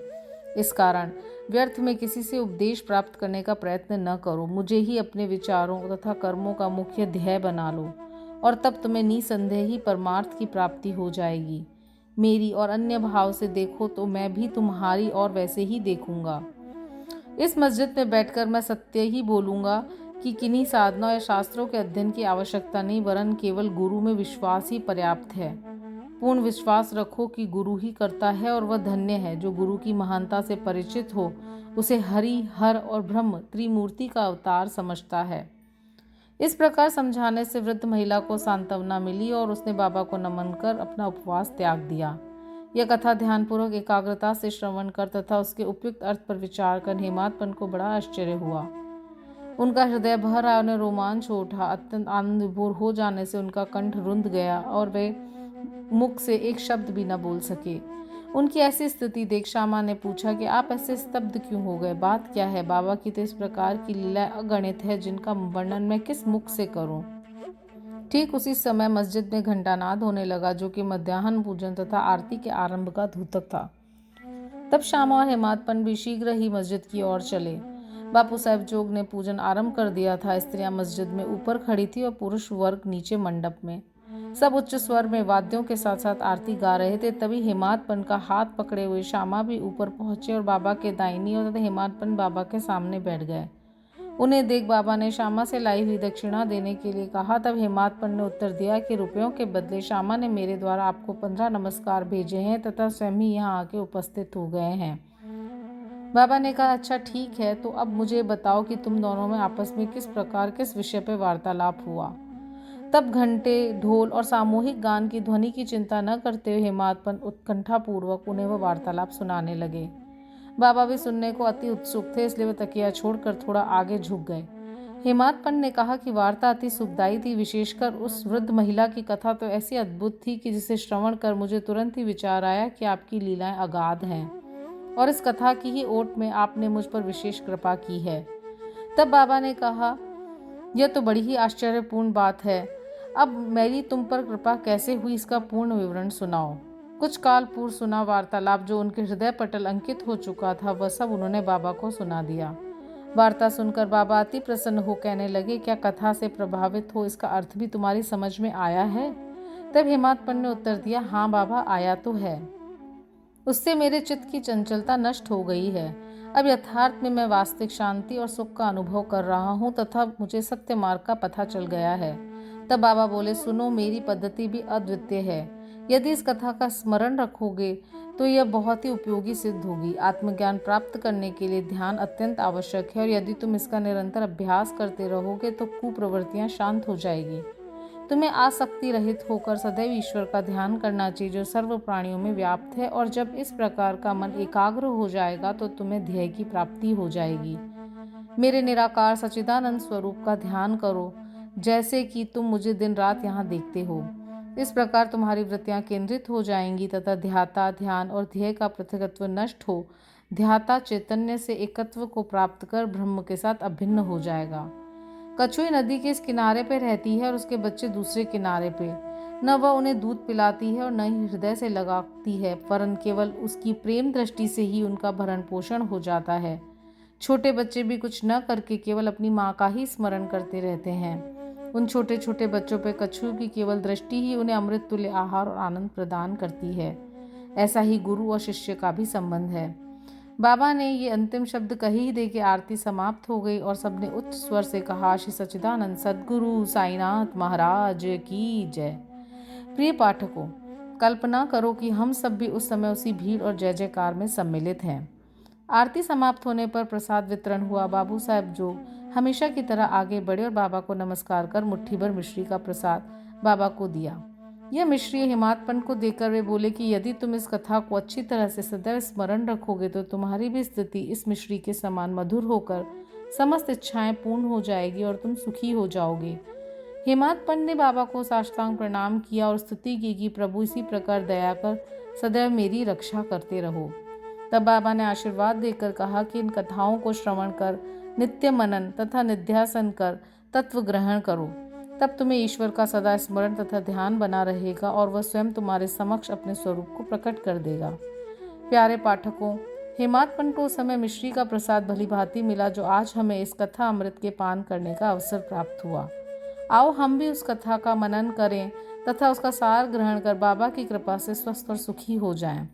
19वें अध्याय के अंत में हेमाद पंत ने कुछ और भी विषयों का वर्णन किया है जो यहाँ दिए जाते हैं। अपने बर्ताव के संबंध में बाबा का उपदेश। नीचे दिए हुए अमूल्य वचन सर्वसाधारण भक्तों के लिए हैं और यदि उन्हें ध्यान में रखकर आचरण में लाया गया तो सदैव ही कल्याण होगा। जब तक किसी से कोई पूर्व नाता या संबंध न हो तब तक कोई किसी के समीप नहीं जाता। यदि कोई मनुष्य या प्राणी तुम्हारे समीप आए तो उसे घृणा से न ठुकराओ, उसका स्वागत कर आदरपूर्वक बर्ताव करो। यदि तृषित को जल, शुद्धा पीड़ित को भोजन, नंगे को वस्त्र और आगंतुक को अपना दालान विश्राम करने को दोगे तो भगवान श्री हरि तुमसे निसंदेह प्रसन्न होंगे। यदि कोई तुमसे द्रव्य याचना करे और तुम्हारी इच्छा देने की न भी हो तो न दो, परंतु उसके साथ अभद्र व्यवहार न करो। तुम्हारी कोई कितनी ही निंदा क्यों न करे फिर भी कटु उत्तर देकर उस पर क्रोध न करो। यदि इस प्रकार ऐसे प्रसंगों से सदैव बचते रहे तो यह निश्चित है कि तुम सुखी रहोगे। संसार चाहे उलट पुलट हो जाए परंतु तुम्हें स्थिर रहना चाहिए। सदा अपने स्थान पर दृढ़ रहकर गतिमान दृश्य को शांतिपूर्वक देखो। एक को दूसरे से अलग रखने वाले भेद द्वैत की दीवार नष्ट कर दो, जिससे अपना मिलन पथ सुगम हो जाए। द्वैत भाव अर्थात मैं और तू की भेद वृत्ति है जो शिष्य को अपने गुरु से पृथक कर देती है। इसलिए जब तक इसका नाश न हो तब तक अभिन्नता प्राप्त करना संभव नहीं है। अल्लाह मालिक अर्थात ईश्वर ही सर्वशक्तिमान है और उसके सिवा अन्य कोई संरक्षण करता नहीं है। उनकी कार्य प्रणाली अलौकिक, अनमोल और कल्पना से परे है। उनकी इच्छा से ही सर्व कार्य होते हैं। वे ही मार्ग प्रदर्शन कर सभी इच्छाएं पूर्ण करते हैं। ऋणानुबंध के कारण ही हमारा समागम होता है, इसलिए हमें परस्पर प्रेम कर एक दूसरे की सेवा कर सदैव संतुष्ट रहना चाहिए। जिसने अपने जीवन का ध्येय ईश्वर दर्शन पा लिया है वही धन्य और सुखी है। दूसरे तो केवल कहने को जब तक प्राण है तब तक जीवित हैं। उत्तम विचारों को प्रोत्साहन। यह ध्यान देने योग्य बात है कि श्री साईं बाबा सदैव उत्तम विचारों को प्रोत्साहन दिया करते थे। इसलिए यदि हम प्रेम और भक्ति पूर्वक अनन्य भाव से उनकी शरण जाएं तो हमें अनुभव हो जाएगा कि वे अनेक अवसरों पर हमें किस प्रकार सहायता पहुंचाते हैं। किसी संत का कथन है कि यदि प्रातःकाल तुम्हारे हृदय में कोई उत्तम विचार उत्पन्न हो और यदि तुम उसका स्मरण दिन भर करो तो वह तुम्हारा विवेक अत्यंत विकसित और चित्त प्रसन्न कर देगा। हेमाद पंत भी इसका अनुभव करना चाहते थे, इसलिए इस पवित्र शिरडी भूमि पर अगले गुरुवार के समूचे दिन नाम स्मरण और कीर्तन में व्यतीत करूं ऐसा विचार कर वे सो गए। दूसरे दिन प्रातःकाल उठने पर उन्हें सहज ही राम नाम का स्मरण हो आया, जिससे वे प्रसन्न हुए और नित्य कर्म समाप्त कर कुछ पुष्प लेकर बाबा के दर्शन करने गए। जब वे दीक्षितवाड़ा पार कर बूटीवाड़े के समीप से जा रहे थे तो उन्हें एक मधुर भजन की ध्वनि जो मस्जिद की ओर से आ रही थी सुनाई पड़ी।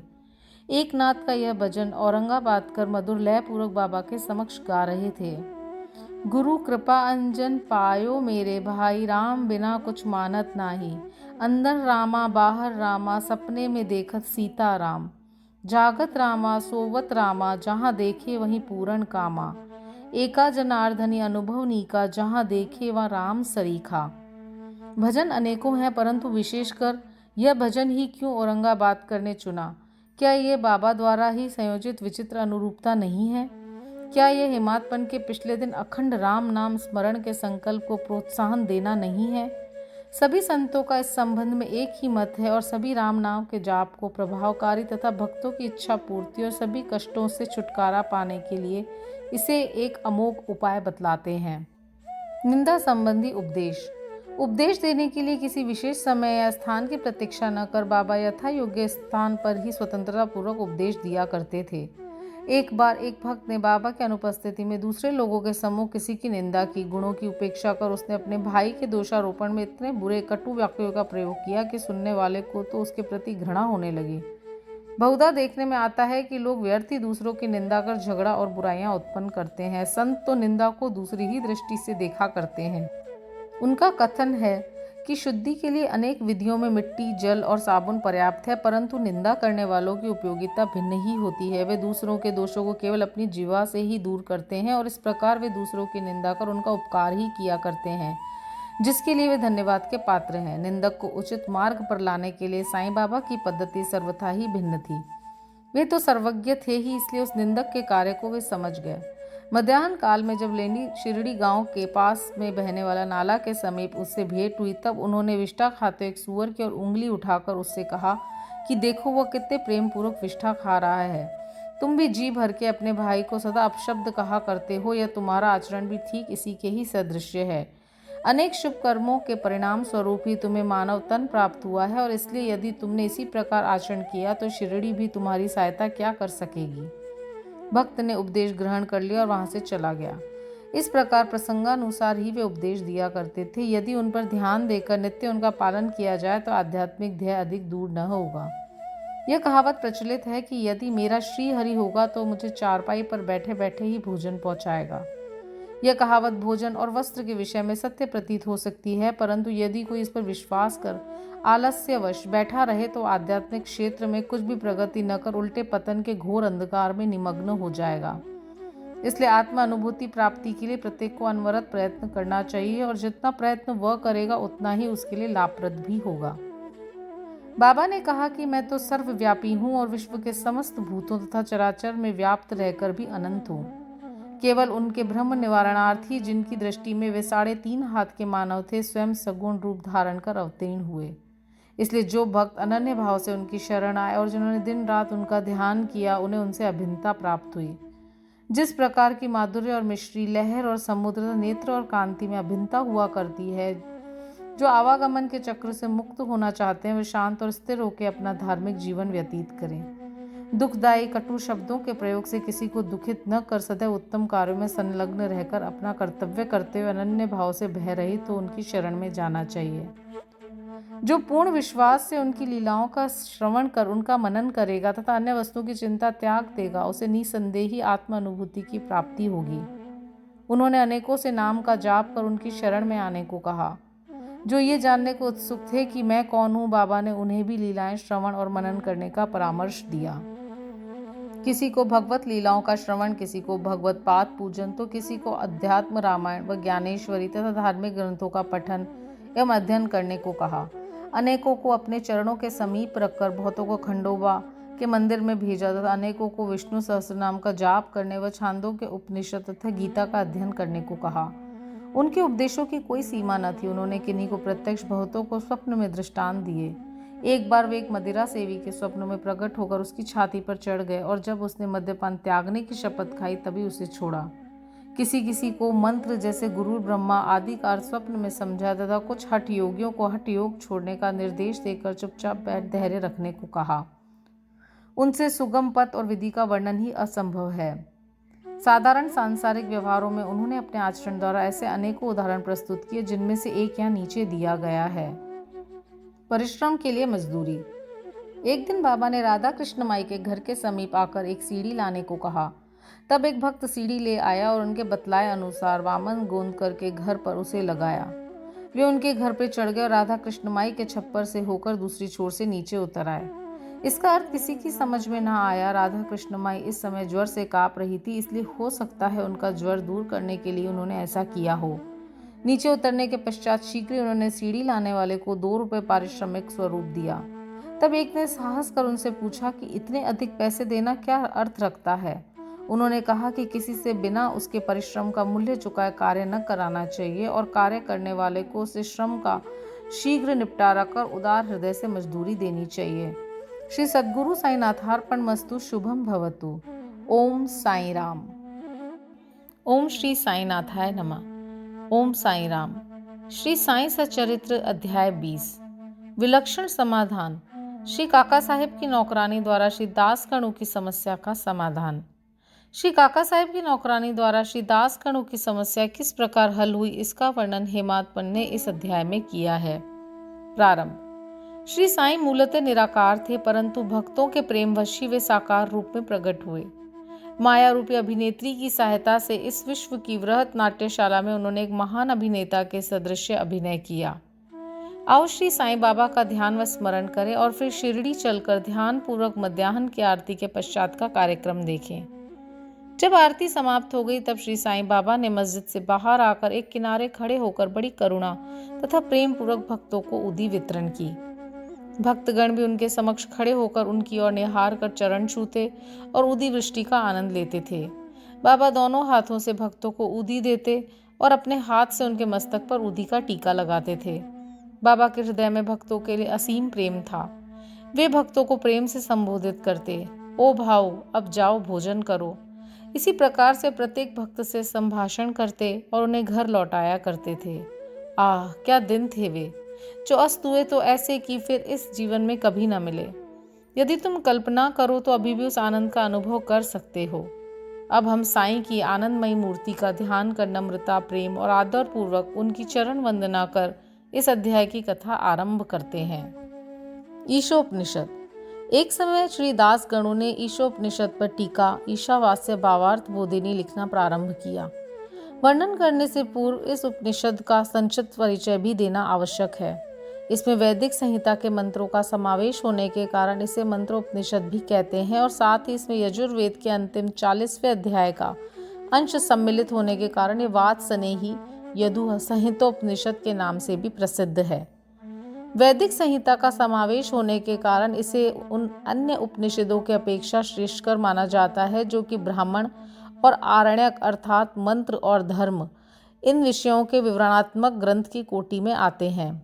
इतना ही नहीं, अन्य उपनिषद तो केवल ईशोपनिषद में वर्णित गूढ़ तत्वों पर ही आधारित टीकाएं हैं। पंडित सातवलेकर द्वारा रचित वृद्धारण्यक उपनिषद एवं ईशोपनिषद की टीका प्रचलित टीकाओं में सबसे श्रेष्ठ मानी जाती है। प्रोफेसर आर डी रानाडे का कथन है कि ईशोपनिषद एक लघु उपनिषद होते हुए भी उसमें अनेक विषयों का समावेश है जो एक असाधारण अंतर्दृष्टि प्रदान करता है। इसमें केवल 18 श्लोकों में ही आत्म तत्व वर्णन, एक आदर्श संत की जीवनी जो आकर्षण और कष्टों के संसर्ग में ही भी अचल रहता है, कर्म योग के सिद्धांतों का प्रतिबिंब जिसका बाद में सूत्रीकरण किया गया तथा ज्ञान और कर्तव्य के पोषक तत्वों का वर्णन है जिसके अंत में आदर्श, चमत्कारिक और आत्मा संबंधी गूढ़ तत्वों का संग्रह है। इस उपनिषद के संबंध में संक्षिप्त परिचय से स्पष्ट है कि इसका प्राकृत भाषा में वास्तविक अर्थ सहित अनुवाद करना कितना दुष्कर कार्य है। श्री दास गणों ने ओवी छंदों में अनुवाद तो किया परंतु उसके सार तत्व को ग्रहण न करने के कारण उन्हें अपने कार्य से संतोष न हुआ। इस प्रकार असंतुष्ट होकर उन्होंने कई अन्य विद्वानों से शंका निवारणार्थ परामर्श और वाद विवाद भी अधिक किया, परंतु समस्या पूर्वत जटिल ही बनी रही और संतोषजनक अर्थ करने में कोई भी सफल न हो सका। इसी कारण श्री दास गणु बहुत ही असंतुष्ट हुए। केवल सद्गुरु ही अर्थ समझाने में समर्थ। यह उपनिषद वेदों का महान विवरणात्मक सार है। इस अस्त्र के प्रयोग से जन्म मरण का बंधन छिन्न भिन्न हो जाता है और मुक्ति की प्राप्ति होती है। अतः श्री दास गणु को विचार आया कि जिसे आत्म साक्षात्कार हो चुका हो केवल वही इस उपनिषद का वास्तविक अर्थ कर सकता है। जब कोई भी उनकी शंका का निवारण न कर सका तो उन्होंने शिरडी जाकर बाबा के दर्शन करने का निश्चय किया।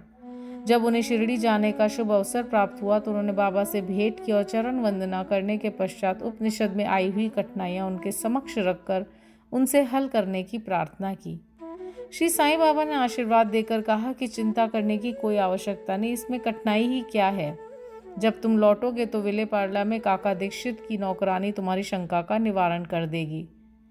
उपस्थित लोगों ने जब ये वचन सुने तो सोचने लगे कि बाबा केवल विनोद ही कर रहे हैं और कहने लगे कि क्या एक अशिक्षित नौकरानी भी ऐसी जटिल समस्या हल कर सकती है। परंतु दास गणु को तो पूर्ण विश्वास था कि बाबा के वचन कभी असत्य नहीं हो सकते, क्योंकि बाबा के वचन तो साक्षात ब्रह्म वाक्य ही हैं। काका की नौकरानी। बाबा के वचनों में पूर्ण विश्वास कर वे शिरडी से विले पार्ले बंबई के उपनगर में पहुंचकर काका दीक्षित के यहाँ ठहरे।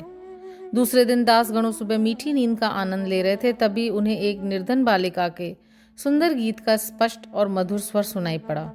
गीत का मुख्य विषय था एक लाल रंग की साड़ी। वह कितनी सुंदर थी, उसका जरी का आंचल कितना बढ़िया था, उसके छोर और किनारे कितने सुंदर थे इत्यादि। उन्हें वह गीत अति रुचिकर प्रतीत हुआ।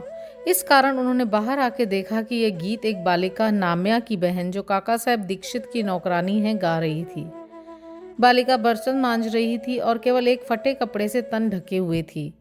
इतनी दरिद्री परिस्थिति में भी उसकी प्रसन्न मुद्रा देखकर श्री दास गणों को दया आ गई और दूसरे दिन श्री दास गणों ने श्री M.V. प्रधान से उस निर्धन बालिका को एक उत्तम साड़ी देने की प्रार्थना की। जब राय बहादुर M.V. प्रधान ने उस बालिका को एक धोती का जोड़ा दिया, तब एक शुद्धा पीड़ित व्यक्ति को जैसे भाग्यवश मधुर भोजन प्राप्त होने पर प्रसन्नता होती है, वैसी ही उसकी प्रसन्नता हो गई। वैसी ही उसकी प्रसन्नता का पारावार न रहा। दूसरे दिन उसने नई साड़ी पहनी और अत्यंत हर्षित होकर सा आनंद नाचने कूदने लगी और अन्य बालिकाओं के साथ वह फुगड़ी खेलने में मग्न रही। अगले दिन उसने नई साड़ी संभालकर संदूक में रख दी और पूर्ववत फटे पुराने कपड़े पहनकर आई, परंतु फिर भी पिछले दिन के समान प्रसन्न दिखाई दी। यह देखकर श्री दास गणों की दया आश्चर्य में परिणत हो गई। उनकी ऐसी धारणा थी कि निर्धन होने के कारण उसे फटे चिथड़े कपड़े पहनने पड़ते हैं, परंतु अब तो उसके पास नई साड़ी थी जिसे उससे संभाल कर रख लिया और फटे पुराने कपड़े पहनकर भी उसी गर्व और आनंद का अनुभव करती रही। उसके मुख पर दुख या निराशा का कोई निशान भी नहीं था। इस प्रकार उन्हें अनुभव हुआ कि दुख और सुख का अनुभव केवल मानसिक स्थिति पर निर्भर है। यह घटना पर गूढ़ विचार करने के पश्चात वे इस निष्कर्ष पे पहुंचे कि भगवान ने जो कुछ दिया है उसी में समाधान वृत्ति रखनी चाहिए और ये निश्चय पूर्वक समझना चाहिए कि वह सब चराचर में व्याप्त है और जो कुछ भी स्थिति उसकी दया से हमें प्राप्त है वह अपने लिए अवश्य ही लाभप्रद होगी। इस विशिष्ट घटना में बालिका की निर्धना अवस्था, उसके फटे पुराने कपड़े और नई साड़ी देने वाला तथा उसकी स्वीकृति देने वाला, यह सब ईश्वर द्वारा ही प्रेरित कार्य था। श्री दास गणों को उपनिषद के पाठ की प्रत्यक्ष शिक्षा मिल गई, अर्थात जो कुछ अपने पास है उसी में समाधान वृत्ति माननी चाहिए। सार यह है कि जो कुछ होता है सब उसी की इच्छा से नियंत्रित है, अतः उसी में संतुष्ट रहने में हमारा कल्याण है। अद्वितीय शिक्षा पद्धति। उपयुक्त घटना से पाठकों को विदित होगा कि बाबा की पद्धति अद्वितीय और अपूर्व थी। बाबा शिरडी के बाहर कभी नहीं गए, परंतु फिर भी उन्होंने किसी को मच्छिंद्रगढ़, किसी को कोल्हापुर या सोलापुर साधनाओं के लिए भेजा। किसी को दिन में तो किसी को रात्रि में दर्शन दिए, किसी को काम करते हुए तो किसी को निद्रा अवस्था में दर्शन दिए और इनकी इच्छाएं पूर्ण की। भक्तों को शिक्षा देने के लिए उन्होंने कौन कौन सी युक्तियां काम में लाई, इसका वर्णन करना असंभव है। इस विशिष्ट घटना में उन्होंने श्री दास गणों को विले पार्ले भेजकर वहां उनकी नौकरानी द्वारा समस्या हल कराई। जिनका ऐसा विचार हो कि श्री दास गणों को बाहर भेजने की आवश्यकता ही क्या थी, क्या वे स्वयं नहीं समझा सकते थे, उनसे मेरा कहना है कि बाबा ने उचित मार्ग ही अपनाया। अन्यथा श्री दास गणों किस प्रकार एक अमूल्य शिक्षा उस निर्धन नौकरानी और उसकी साड़ी द्वारा प्राप्त करते, जिसकी रचना स्वयं साईं ने की थी। ईशोपनिषद की शिक्षा। ईशोपनिषद की मुख्य देन नीति शास्त्र संबंधी उपदेश है। हर्ष की बात है कि इस उपनिषद की नीति निश्चित रूप से आध्यात्मिक विषयों पर आधारित है, जिसका इस पर वृहत रूप से वर्णन किया गया है। उपनिषद का प्रारंभ ही यहीं से होता है कि समस्त वस्तुएं ईश्वर से ओतप्रोत है। यह आत्म विषय की स्थिति का भी एक उप सिद्धांत है और जो नीति संबंधी उपदेश उससे ग्रहण करने योग्य है वह यह है कि जो कुछ ईश कृपा से प्राप्त है उसमें ही आनंद मानना चाहिए। दृढ़ भावना रखनी चाहिए कि ईश्वर ही सर्वशक्तिमान है और इसलिए जो कुछ उसने दिया है वही हमारे लिए उपयुक्त है। यह भी उसमें प्राकृतिक रूप से वर्णित है कि पराये धन की तृष्णा की प्रवृत्ति को रोकना चाहिए। सारांश यह है कि अपने पास जो कुछ है उसी में संतुष्ट रहना, क्योंकि यही ईश्वर इच्छा है। चरित्र संबंधी द्वितीय उपदेश यह है कि कर्तव्य को ईश्वर इच्छा समझते हुए जीवन व्यतीत करना चाहिए, विशेषतः उन कर्मों को जिनको शास्त्र में वर्णित किया गया है। इस विषय में उपनिषद का कहना है कि आलस्य से आत्मा का पतन हो जाता है और इस प्रकार निरपेक्ष कर्म करते हुए जीवन व्यतीत करने वाला ही अकर्मण्यता के आदर्श को प्राप्त कर सकता है। अंत में कहा है कि जो सब प्राणियों को अपना ही आत्मस्वरूप समझता है तथा जिसे समस्त प्राणी और पदार्थ आत्मस्वरूप हो चुके हैं, उसे मोह कैसे उत्पन्न हो सकता है। ऐसे व्यक्ति को दुख का कोई कारण नहीं हो सकता। सर्वभूतों में आत्मदर्शन न कर सकने के कारण भिन्न भिन्न प्रकार के शोक, मोह और दुखों की वृद्धि होती है। जिसके लिए सब वस्तुएं आत्मस्वरूप बन गई हैं, वह अन्य सामान्य मनुष्यों का छिद्रान्वेषण क्यों करने लगता है। श्री सद्गुरु साईनाथार्पणमस्तु। शुभम भवतु। ओम साई राम। ओम श्री साईनाथाय नमः। ओम साई राम। श्री साई सच्चरित्र अध्याय 21। श्री V.H. ठाकुर, श्री अनंतराव पाटरकर और पंढरपुर के वकील की कथाएं। इस अध्याय में हेमांत पंडित श्री विनायक हरीशचंद्र ठाकुर, BA श्री अनंतराव पाटरकर पुणे निवासी तथा पंढरपुर के एक वकील की कथाओं का वर्णन किया है। ये सब कथाएं अति मनोरंजक हैं। यदि इनका सारांश मनन पूर्वक ग्रहण कर उन्हें आचरण में लाया जाए तो आध्यात्मिक पथ पर पाठक गण अवश्य अग्रसर होंगे। प्रारंभ। यह एक साधारण सा नियम है कि गत जन्मों के शुभ कर्मों के फलस्वरूप ही हमें संतों का सानिध्य और उनकी कृपा प्राप्त होती है। उदाहरणार्थ हेमाद पंत स्वयं अपनी घटना प्रस्तुत करते हैं। वे अनेक वर्षों तक बंबई के उपनगर बांद्रा के स्थानीय न्यायाधीश रहे। पीर मौलाना नामक एक मुस्लिम संत भी वहीं निवास करते थे। उनके दर्शनार्थ अनेक हिंदू, पारसी और अन्य धर्मावलंबी वहाँ आया जाया करते थे।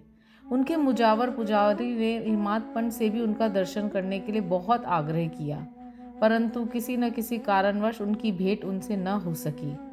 अनेक वर्षों के उपरांत जब उनका शुभ काल आया तब वे शिरडी पहुंचे और बाबा के दरबार में जाकर स्थायी रूप से सम्मिलित हो गए। भाग्यहीनों को संत समागम की प्राप्ति कैसे हो सकती है? केवल वे ही सौभाग्यशाली हैं जिन्हें ऐसा अवसर प्राप्त हो। संतों द्वारा लोक शिक्षा। संतों द्वारा लोक शिक्षा का कार्य चिरकाल से ही इस विश्व में संपादित होता आया है। अनेकों संत भिन्न भिन्न स्थानों पर किसी निश्चित उद्देश्य की पूर्ति के लिए स्वयं प्रकट होते हैं। यद्यपि उनका कार्यस्थल भिन्न होता है, परंतु वे सब पूर्णतः एक ही हैं। वे सब उस सर्वशक्तिमान परमेश्वर की संचालन शक्ति के अंतर्गत एक ही लहर में कार्य करते हैं। उन्हें प्रत्येक के कार्य का परस्पर ज्ञान रहता है और आवश्यकता अनुसार वे परस्पर पूर्ति भी करते हैं, जो निम्नलिखित घटना द्वारा स्पष्ट है। Shri Thakur. Shri VH Thakur BA revenue विभाग में एक कर्मचारी थे। वे एक समय भूमि मापक दल के साथ कार्य करते हुए बेलगांव के समीप वड़गांव नामक ग्राम में पहुंचे। वहां उन्होंने कानड़ी संत अप्पा के दर्शन कर उनकी चरण वंदना की। वे अपने भक्तों के निश्चल दास कृत विचार सागर नामक ग्रंथ, जो वेदांत के विषय में है, का भावार्थ समझा रहे थे। जब श्री ठाकुर उनसे विदाई लेने लगे तो उन्होंने कहा, तुम्हें इस ग्रंथ का अध्ययन अवश्य करना चाहिए और ऐसा करने से तुम्हारी इच्छाएं पूर्ण हो जाएंगी तथा जब कालांतर में तुम उत्तर दिशा में जाओगे तो सौभाग्यवश तुम्हारी एक महान संत से भेंट होगी, जो मार्ग प्रदर्शन कर तुम्हारे हृदय को शांति और सुख प्रदान करेंगे। बाद में उनका स्थानांतरण जूनर को हो गया, जहाँ की नाणे घाट पार करके जाना पड़ता था। यह घाट अधिक गहरा और पार करने में कठिन था, इसलिए उसे भैंसे की सवारी कर घाट पार करना पड़ा, जो उन्हें अधिक असुविधाजनक तथा कष्टकर प्रतीत हुआ। इसके पश्चात उनका स्थानांतरण कल्याण में एक उच्च पद पे हो गया और वहाँ उनका नाना साहेब चांदोरकर से परिचय हुआ। उनके द्वारा उन्हें श्री साईं बाबा के संबंध में बहुत कुछ ज्ञात हुआ और उनके दर्शन की तीव्र उत्कंठा हुई। दूसरे दिन ही नाना साहेब शिरडी को प्रस्थान कर रहे थे। उन्होंने श्री ठाकुर से भी अपने साथ चलने का आग्रह किया। ठाणे के दीवानी न्यायालय में एक मुकदमे के संबंध में उनकी उपस्थिति आवश्यक होने के कारण वे उनके साथ न जा सके। इस कारण नाना साहेब अकेले ही रवाना हो गए। ठाणे पहुंचने पर मुकदमे की तारीख आगे के लिए बढ़ गई, इसलिए उन्हें नाना साहेब का साथ न देने पर पश्चाताप हुआ। फिर वे शिरडी पहुंचे, तब वहां उन्हें ज्ञात हुआ कि नाना साहेब पिछले दिन ही वहां से चले गए हैं। वे अपने कुछ मित्रों के साथ, जो उन्हें वहीं मिल गए, श्री साईं बाबा के दर्शन को गए। उन्होंने बाबा के दर्शन किए, उनके चरण कमलों की आराधना कर अत्यंत हर्षित हुए।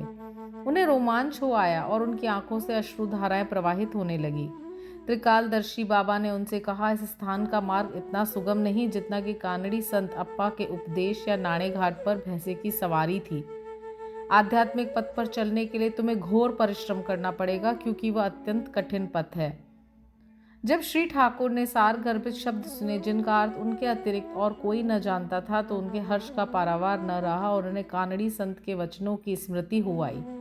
तब उन्होंने दोनों हाथ जोड़कर बाबा के चरणों पर अपना मस्तक रखा और उनसे प्रार्थना की कि प्रभु मुझ पर कृपा करो और इस अनाथ को अपने चरण कमलों की शीतल छाया में स्थान दो। तब बाबा बोले, जो कुछ अप्पा ने कहा वह सत्य था। उसका अभ्यास कर, उसके अनुसार ही तुम्हें आचरण करना चाहिए। व्यर्थ बैठने से कुछ लाभ न होगा। जो कुछ तुम पठन करते हो उसको आचरण में भी लाओ, अन्यथा उसका उपयोग ही क्या। गुरु कृपा के बिना ग्रंथावलोकन तथा आत्म अनुभूति निरर्थक ही है। श्री ठाकुर ने अभी तक केवल विचार सागर ग्रंथ में सैद्धांतिक प्रकरण ही पढ़ा था, परंतु उसकी प्रत्यक्ष व्यवहार प्रणाली तो उन्हें शिरडी में ही ज्ञात हुई। एक दूसरी कथा भी सत्य का और अधिक सशक्त प्रमाण है। श्री अनंतराव पाटरकर। पूना के एक महाशय श्री अनंतराव पाटड़कर श्री साईं बाबा के दर्शन के इच्छुक थे। उन्होंने शिरडी आकर बाबा के दर्शन किए। दर्शन से उनके नेत्र शीतल हो गए और वे अत्यंत प्रसन्न हुए। उन्होंने बाबा के श्री चरण छुए और यथा योग्य पूजन करने के उपरांत बोले, मैंने बहुत कुछ पठन किया, वेद वेदांत और उपनिषदों का भी अध्ययन किया तथा अन्य पुराण भी श्रवण किए, फिर भी मुझे शांति न मिल सकी, इसलिए मेरा पठन व्यर्थ ही सिद्ध हुआ।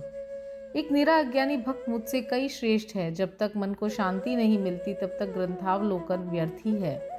मैंने ऐसा सुना है कि आप केवल अपनी दृष्टि मात्र से और विनोद पूर्वक वचनों द्वारा दूसरों के मन को सरलता पूर्वक शांति प्रदान कर देते हैं। यही सुन के मैं भी यहाँ आया हूँ। कृपा कर मुझ दास को भी आशीर्वाद दीजिए। तब बाबा ने निम्नलिखित कथा कही। घोड़ी की लीद के 9 गोले। नवदा भक्ति। एक समय एक सौदागर आया। उसके सम्मुख ही एक घोड़ी ने लीद की। जिज्ञासु सौदागर ने अपनी धोती का एक छोर बिछाकर उसमें लीद के 9 गोले रख दिए और इस प्रकार उसके चित्त को शांति प्राप्त हुई। श्री पातड़कर इस कथा का कुछ भी अर्थ न समझे, इसलिए उन्होंने श्री गणेश दामोदर उपनाम दादा केलकर से अर्थ समझाने की प्रार्थना की और पूछा कि बाबा के कहने का अभिप्राय क्या है। वे बोले कि जो कुछ बाबा कहते हैं उसे मैं स्वयं भी अच्छी तरह नहीं समझ सकता, परंतु उनकी प्रेरणा से जो भी कुछ समझ सका हूँ वह मैं तुमसे कहता हूँ। घोड़ी है ईश कृपा और 9 एकत्रित गोले हैं नवविधा भक्ति, यथा श्रवण, कीर्तन, नाम स्मरण, पाद सेवन, अर्चन, वंदन, दास्य, सख्य, आत्मनिवेदन। ये भक्ति के 9 प्रकार हैं। इनमें से यदि एक को भी सत्यता से कार्य रूप में लाया जाए तो भगवान श्री हरि अति प्रसन्न होकर भक्त के घर प्रकट हो जाएंगे। समस्त साधनाएं अर्थात जप, तप, योगाभ्यास तथा वेदों के पठन पाठन में जब तक भक्ति का संपुट न हो बिल्कुल शुष्क ही है। वेद ज्ञानी या ब्रह्म ज्ञानी की कीर्ति भक्ति भाव के अभाव में निरर्थक है। आवश्यकता है तो केवल पूर्ण भक्ति की। अपने को भी उसी सौदागर के समान ही जानकर और व्यग्रता तथा उत्सुकता पूर्वक सत्य को खोजकर 9 प्रकार की भक्ति को प्राप्त करो, तब कहीं तुम्हें दृढ़ता तथा मानसिक शांति प्राप्त होगी। दूसरे दिन जब श्री पाटड़कर बाबा को प्रणाम करने गए तो बाबा ने पूछा, क्या तुमने लीद के 9 गोले एकत्रित किए? उन्होंने कहा, मैं अनाश्रित हूँ। आपकी कृपा के बिना उन्हें सरलता पूर्वक एकत्रित करना संभव नहीं है। बाबा ने उन्हें आशीर्वाद देकर सांत्वना दी कि तुम्हें सुख और शांति प्राप्त हो जाएगी, जिसे सुनकर श्री पाटड़कर के हर्ष का पारावार न रहा। पंढरपुर के वकील। भक्तों के दोष दूर कर उन्हें उचित पद पर ला देने की बाबा की त्रिकालज्ञता की एक छोटी सी कथा का वर्णन कर हम इस अध्याय को समाप्त करेंगे। एक समय पंढरपुर से एक वकील शिरडी आए। उन्होंने बाबा के दर्शन कर उन्हें प्रणाम किया तथा कुछ दक्षिणा भेंट कर एक कोने में बैठकर वार्तालाप सुनने लगे। बाबा उनकी ओर देख कर कहने लगे कि लोग कितने धूर्त हैं जो यहाँ आकर चरणों पर गिरते हैं और दक्षिणा देते हैं, परंतु पीठ पीछे निंदा करते हैं। कितने आश्चर्य की बात है ना। यह पगड़ी वकील के सिर पर ठीक बैठी और उन्हें उसे पहननी पड़ी। कोई भी इन शब्दों का अर्थ न समझ सका, परंतु वकील साहब इसका गूढ़ार्थ समझ चुके थे। फिर भी वे सिर झुकाकर बैठे ही रहे। वाड़े लौटकर वकील साहब के एक काका साहेब दीक्षित को बतलाया कि बाबा ने जो कुछ उदाहरण दिया वह मेरे ही और लक्ष्य कर कहा गया है, वह सत्य है। वह केवल चेतावनी ही थी कि मुझे किसी की निंदा नहीं करनी चाहिए। एक समय जब उप न्यायाधीश श्री नूलकर स्वास्थ्य लाभ करने के लिए पंढरपुर से शिरडी आकर ठहरे तो बार रूम में उनके संबंध में चर्चा हो रही थी और विवाद का विषय था कि जिस व्याधि से उप न्यायाधीश अस्वस्थ हैं, क्या बिना औषधि सेवन किए केवल बाबा की शरण में जाने से ही उससे छुटकारा पाना संभव है? और क्या श्री नूलकर सदृश एक शिक्षित व्यक्ति जो इस मार्ग का अवलंबन करना उचित है? उस समय श्री नूलकर का और साथ ही साथ श्री साईं बाबा का भी बहुत उपहास किया गया। मैंने भी उस आलोचना में हाथ बटाया था। श्री साईं बाबा ने मेरे उसी दूषित आचरण पर प्रकाश डाला है। यह मेरे लिए उपहास नहीं वरन एक उपकार है, जो केवल उपदेश है कि मुझे किसी की निंदा न करनी चाहिए, न ही दूसरों के कार्यों में विघ्न डालना चाहिए। शिरडी और पंढरपुर में लगभग 300 मील का अंतर है, फिर भी बाबा ने अपनी सर्वज्ञता द्वारा जान लिया कि बार रूम में क्या चल रहा था। मार्ग में आने वाली नदियां, जंगल और पहाड़ उनकी सर्वज्ञता के लिए रोड़ा न थे। वे सबके हृदय की गुहबात जान लेते थे और उनसे कुछ छिपा न था। समीपस्थ या दूरस्थ प्रत्येक वस्तु उनके लिए दिन के प्रकाश के समान जाज्वल्यमान थी तथा उनकी सर्वव्यापक दृष्टि से ओझल न थी। इस घटना से वकील साहब को शिक्षा मिली कि कभी किसी का छिद्रान्वेषण एवं निंदा नहीं करनी चाहिए। यह कथा केवल वकील साहब के लिए ही नहीं वरन सबके लिए शिक्षाप्रद है। श्री साईं बाबा की महानता कोई न आंक सका और न ही उनकी अद्भुत लीलाओं का अंत ही पा सका। उनकी जीवनी भी तदनुरूप ही है क्योंकि वे पर ब्रह्म स्वरूप है। श्री सद्गुरु साईनाथार्पणमस्तु। शुभम भवतु। ओम साई राम। ओम श्री साईनाथाय नमः। ओम साई राम। अध्याय 22। सर्प विष से रक्षा। श्री बाला साहेब मिरिकर, श्री बापू साहेब बूटी, श्री अमीर शक्कर, श्री हेमाद पंत बाबा के विचार। बाबा के सर्प मारने पर सलाह। प्रस्तावना। श्री साईं बाबा का ध्यान कैसे किया जाए। उस सर्वशक्तिमान की प्रकृति अगाध है जिसका वर्णन करने में वेद और सहस्त्रमुखी शेषनाग भी अपने को असमर्थ पाते हैं। भक्तों की रुचि स्वरूप वर्णन से नहीं, उनकी तो दृढ़ धारणा है कि आनंद की प्राप्ति केवल उनके श्री चरणों से ही संभव है। उनके चरण कमलों के ध्यान के अतिरिक्त उन्हें अपने जीवन के सर्वोच्च लक्ष्य की प्राप्ति का अन्य मार्ग विदित ही नहीं। हेमाद पंत भक्ति और ध्यान का जो एक अति सरल मार्ग सुझाते हैं वह है, कृष्ण पक्ष के आरंभ होने पर चंद्र कलाएं दिन प्रतिदिन घटती जाती हैं तथा उनका प्रकाश भी क्रमशः क्षीण होता जाता है और अंत में अमावस्या के दिन चंद्रमा के पूर्ण विलीन रहने पर चारों ओर निशा का भयंकर अंधेरा छा जाता है। परंतु जब शुक्ल पक्ष का प्रारंभ होता है तो लोग चंद्र दर्शन के लिए अति उत्सुक हो जाते हैं। इसके बाद द्वितीया को जब चंद्र अधिक स्पष्ट नहीं होता तब लोगों को वृक्ष की 2 शाखाओं के बीच से चंद्र दर्शन करने के लिए कहा जाता है और जब इन शाखाओं के बीच उत्सुकता और ध्यान पूर्वक देखने का प्रयत्न किया जाता है तो दूर क्षितिज पर छोटी सी चंद्र रेखा के दृष्टिगोचर होते ही मन अति प्रफुल्लित हो जाता है। इसी सिद्धांत का अनुमोदन करते हुए हमें बाबा के श्री दर्शन का भी प्रयत्न करना चाहिए। बाबा के चित्र की ओर देखो। आह, कितना सुंदर है। वे पैर मोड़ कर बैठे हैं और दाहिना पैर बाएं घुटने पर रखा गया है। बाएं हाथ की अंगुलियां दाहिने चरण पे फैली हुई हैं। दाहिने पैर के अंगूठे पर तर्जनी और मध्यमा अंगुलियां फैली हुई हैं। इस आकृति से बाबा समझा रहे हैं कि यदि तुम्हें मेरे आध्यात्मिक दर्शन करने की इच्छा हो तो अभिमान शून्य और विनम्र होकर उक्त 2 अंगुलियों के बीच में मेरे चरण के अंगूठे का ध्यान करो। तब कहीं तुम उस सत्य स्वरूप का दर्शन करने में सफल हो सकोगे। भक्ति प्राप्त करने का यह सबसे सुगम पथ है। अब एक क्षण श्री साईं बाबा की जीवनी का अवलोकन करें। साईं बाबा के वास से ही शिरडी तीर्थ स्थल बन गया है। चारों ओर से लोगों की भीड़ वहां दिन प्रतिदिन बढ़ने लगी है तथा धनी और निर्धन सभी को किसी न किसी रूप में लाभ पहुंच रहा है। बाबा के असीम प्रेम, उनके अद्भुत ज्ञान भंडार और सर्वव्यापकता का वर्णन करने की सामर्थ्य किसे है। धन्य तो वही है जिसे कुछ अनुभव हो चुका है। कभी कभी वे ब्रह्म में निमग्न रहने के कारण दीर्घ मौन धारण कर लिया करते थे। कभी दृष्टांत देते तो कभी हास्य विनोद किया करते थे। कभी सरल चित्त रहते थे तो कभी क्रुद्ध भी हो जाया करते थे। भक्तों को उनके मुखमंडल के अवलोकन, वार्तालाप करने और लीलाएं सुनने की इच्छाएं सदा अतृप्ति ही बनी रहती। फिर भी हम फूले न समाते थे। जल वृष्टि के कणों की गणना की जा सकती है, वायु को भी चर्म की थैली में संचित किया जा सकता है, परंतु बाबा की लीलाओं का कोई भी अंत न पा सकता। अब उन लीलाओं में से एक लीला का यहाँ दर्शन करें। भक्तों के संकटों के घटित होने के पूर्व बाबा उपयुक्त अवसर पर किस प्रकार उनकी रक्षा किया करते थे।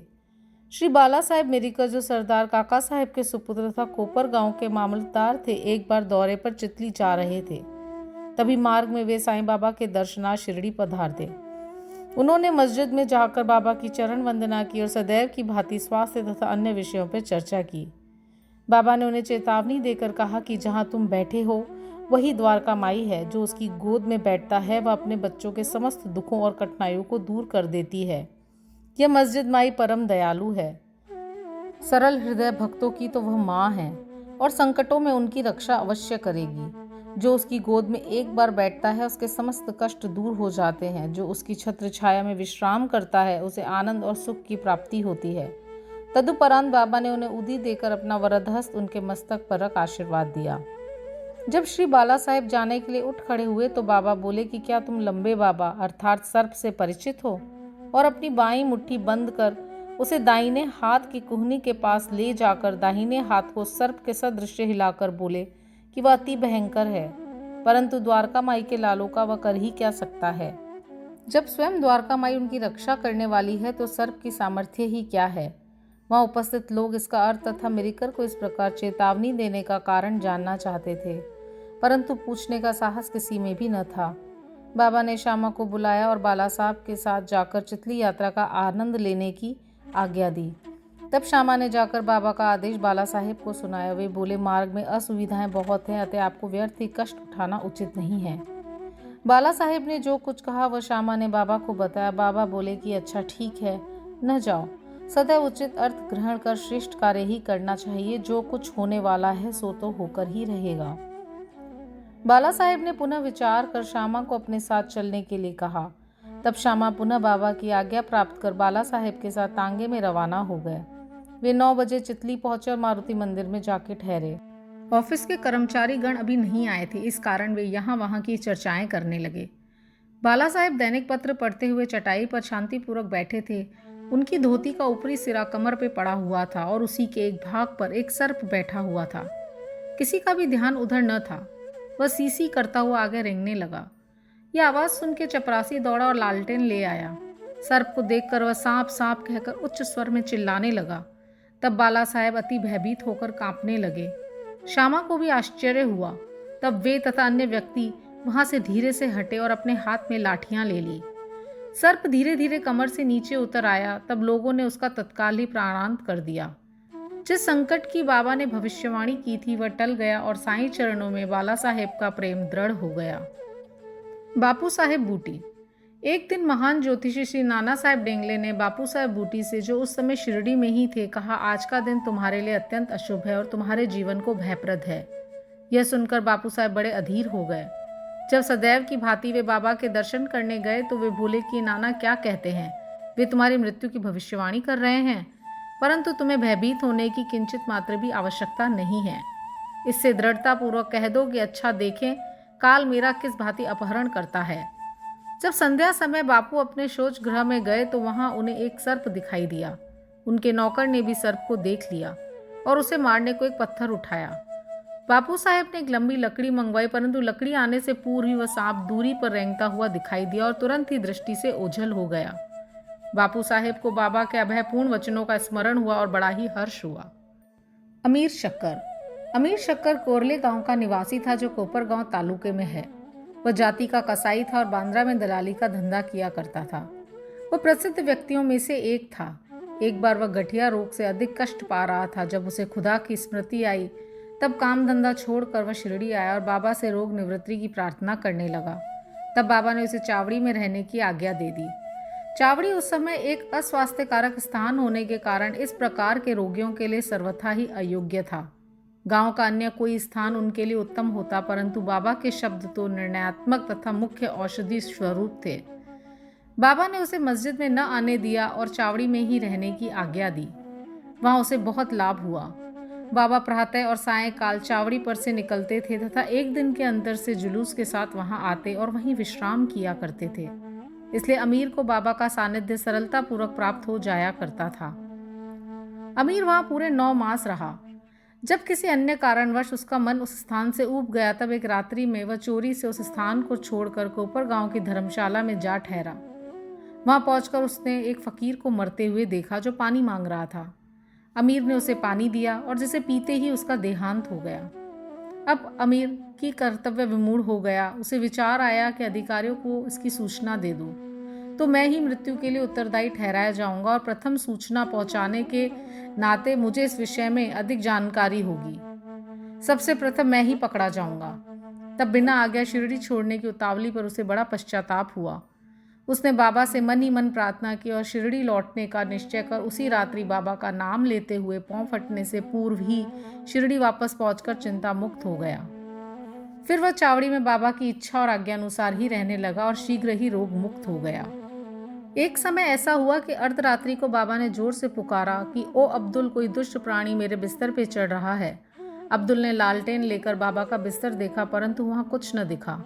बाबा ने ध्यानपूर्वक सारे स्थान का निरीक्षण करने को कहा और वे अपना सटका भी जमीन पर पटकने लगे। बाबा की लीला देखकर अमीर ने सोचा कि हो सकता है बाबा को किसी सांप के आने की शंका हुई हो। दीर्घ काल तक बाबा की संगति में रहने के कारण अमीर को उनके शब्दों और कार्यों का अर्थ समझ में आ गया था। बाबा ने अपने बिस्तर के पास कुछ रेंगता हुआ देखा। तब उन्होंने अब्दुल से बत्ती मंगवाई और एक सांप को कुंडली मारे हुए वहां देखा जो अपना फन हिला रहा था। फिर वह सांप तुरंत ही मार डाला गया। इस प्रकार बाबा ने सामयिक सूचना देकर अमीर के प्राणों की रक्षा की।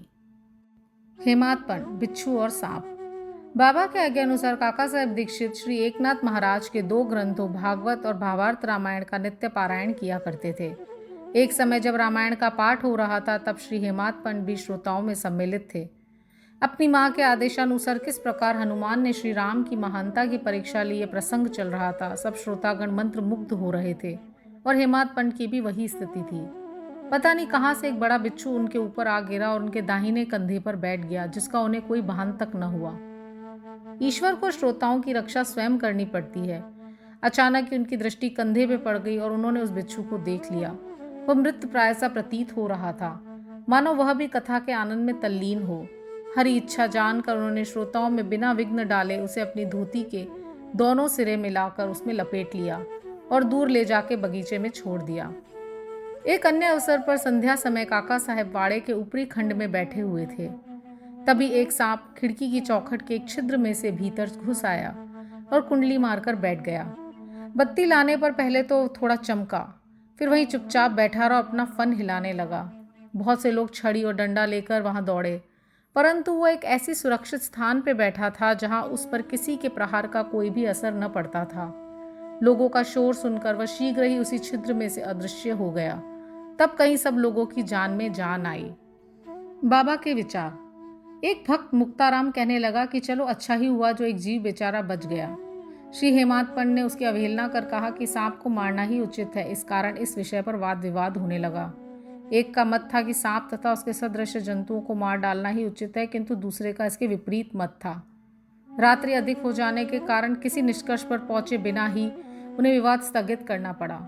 दूसरे दिन यह प्रश्न बाबा के समक्ष लाया गया। तब बाबा निर्णयात्मक वचन बोले कि सब जीवों में और समस्त प्राणियों में ईश्वर का निवास है, चाहे वह सांप हो या बिच्छू।